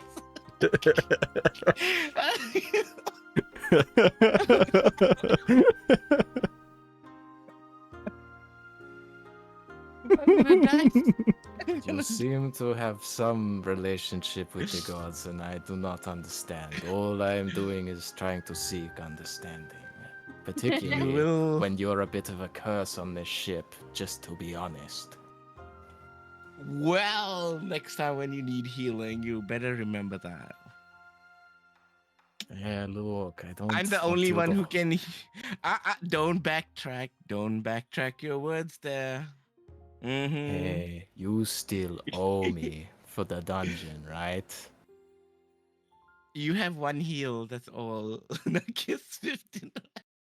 If you want to be transactional, that is fine. We can keep our relationship like that. I'm only trying to seek understanding. No, you're just trying to be nosy like the goddesses that you bloody worship. If you Lips want to here. be so hostile, maybe this was not a good time to chat. Get your rest. Yes, because I'm trying to sleep. You better go to Man, sleep too before I I'm throw so you off. far away from the drama. No. Rice is full on like. can- It's We very need to rogue behavior. She's Yeah. taking notes right now. Yeah.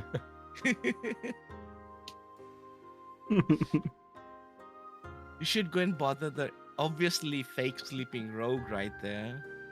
I can see you moving, so you're not fooling anybody. She's not the one who pissed off the goddess of the sea. I think she's fine in this regard. I mean, she's the one who missed all her shots, so you know. Yeah. They're good to have around, I guess. And lost the dagger too. Yeah, it's fine. What they do with their property is what they do. I'm coming.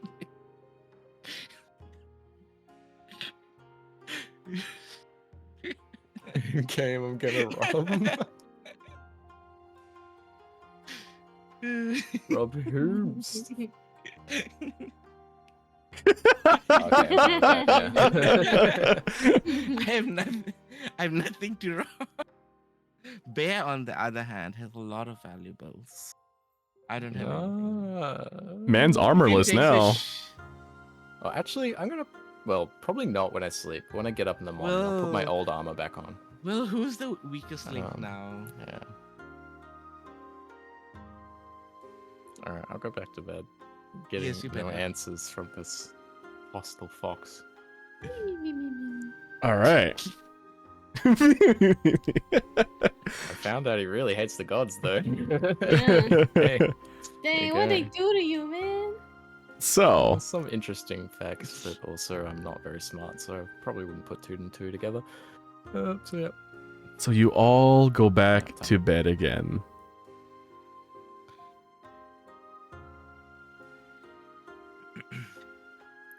Oh, here we go, dream sequence. Oh man. Oh my While god, it's me. You're getting harassed, bro. Why? what? There's other people in this boat as well. So, while you all go back to sleep, Setsuki, you find yourself embraced by the night sky and a splash of water on you every now and then, causing you discomfort as you sleep. You find yourself dissolving into another realm. What feels like you being suspended over the ocean, you land on like this stone cold ground. You stand up, and similar to before, you start seeing like this white oceany mist fill the room. You start to feel the water appear out of nowhere and get to around knee level, rising up. You start seeing swirling currents surround you and then kind of push in front of you.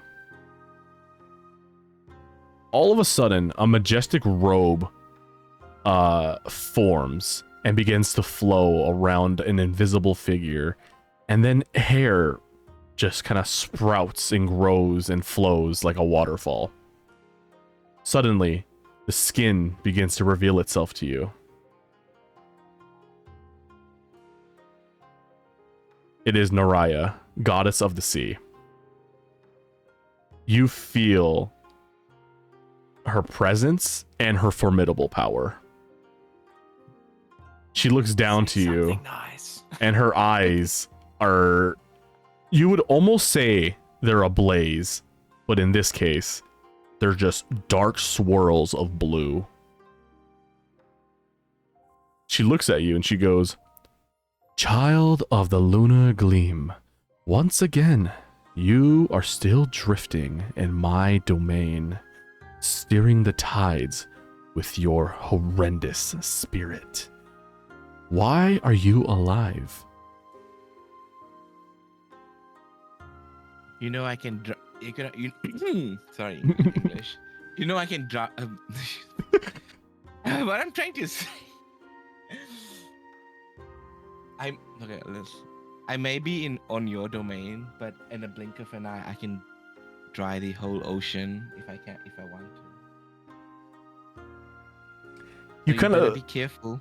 you hear like a scoff out of her. She kind of gives you like this haughty like, huh, and she just goes, "Ah, so you claim. Tell me, little fox, what makes you think that you can continue navigating in my waters? What makes you think you can threaten me?"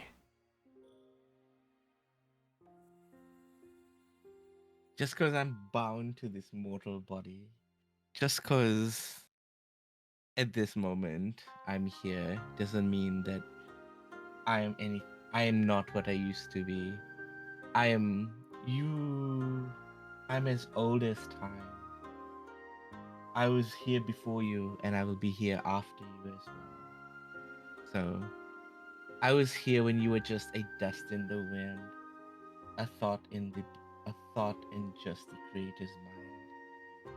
Somebody who has just been born 2 millennia ago shouldn't have such a big voice in front of somebody who's just seen the world being remade over and over and over.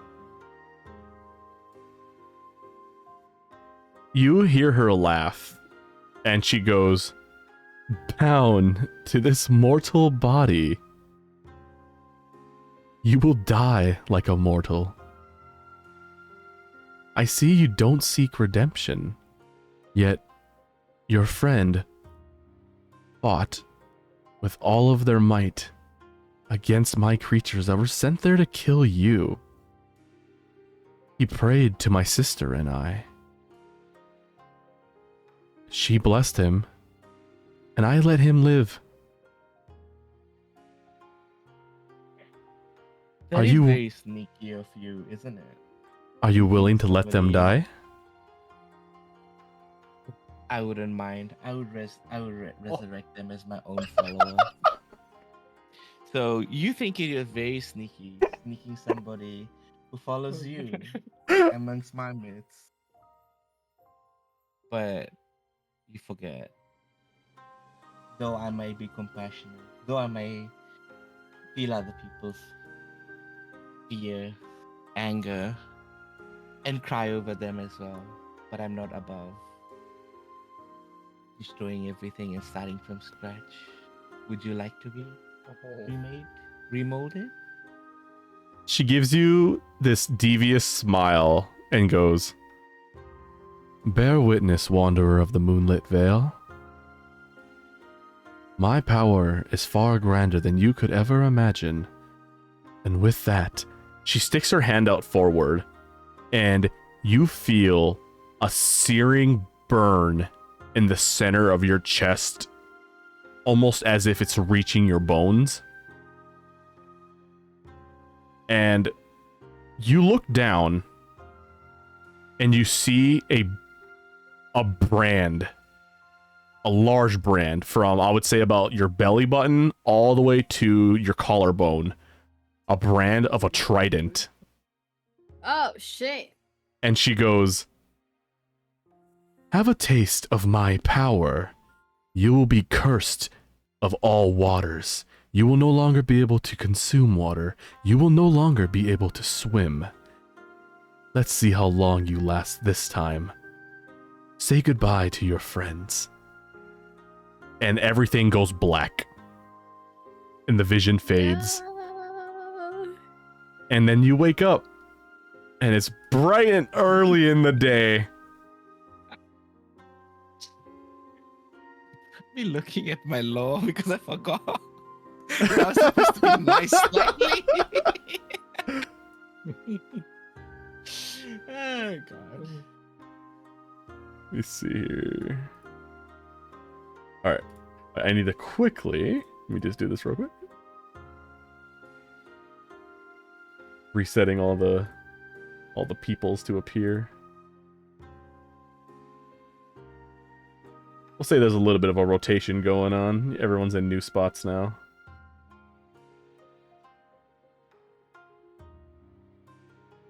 Put you up here. Put you up here. We'll have the Dragonborn still kind of leading with Captain will be back down here. Setsuki, you'll be up there. Kayla will be here now. Oh, whoops. I misplaced somebody. Where are you? Gaius. Alright, so everyone's kind of got, like, we're just rotating to kind of keep things different and active, and... Oh, I feel like I still messed something up. Where the hell does the orc go? Oh, well. Oh, the captain is in one of the... Oh, there we go. I was like, where's... I was like, something's wrong here. So, the vision fades, and the dream dissolves, and you wake up, and you find you're back on the boat, and before I continue, do you tell anybody your dream, or do you keep it to yourself? I keep it to myself. And do you also... actually, you know what? Do you also check your body again? Yes, I do. So you kind of like pull like what are you wearing actually? You're wearing... Oh, okay. You're just wearing like just standard, just light leather armor.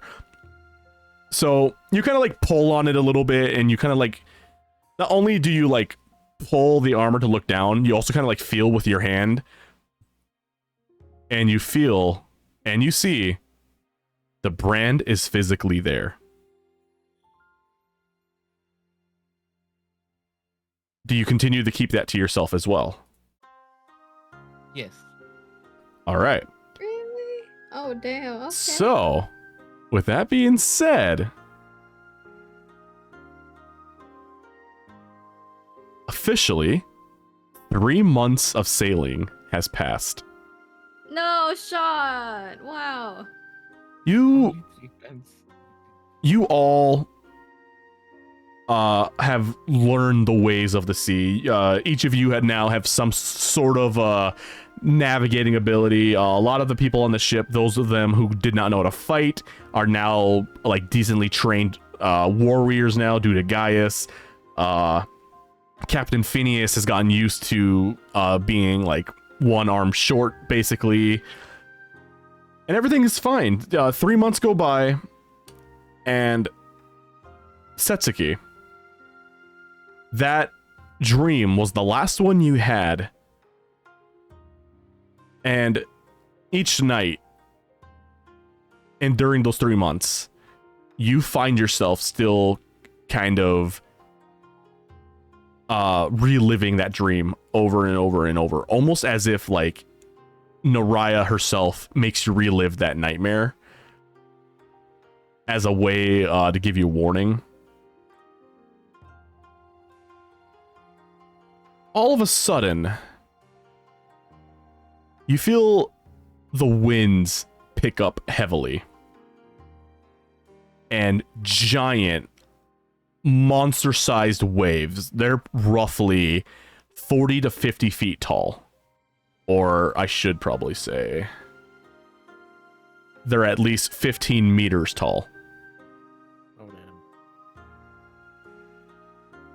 damn. The ship itself, I dare say the ship itself is roughly 20, 30 feet tall. So these waves are towering your guys's, your warship. And these waves are crashing and they're moving, and the captain is a great sailor, so he knows how to like kind of pierce through these waves and keep them going. He knows how to navigate through these rough terrains, I guess.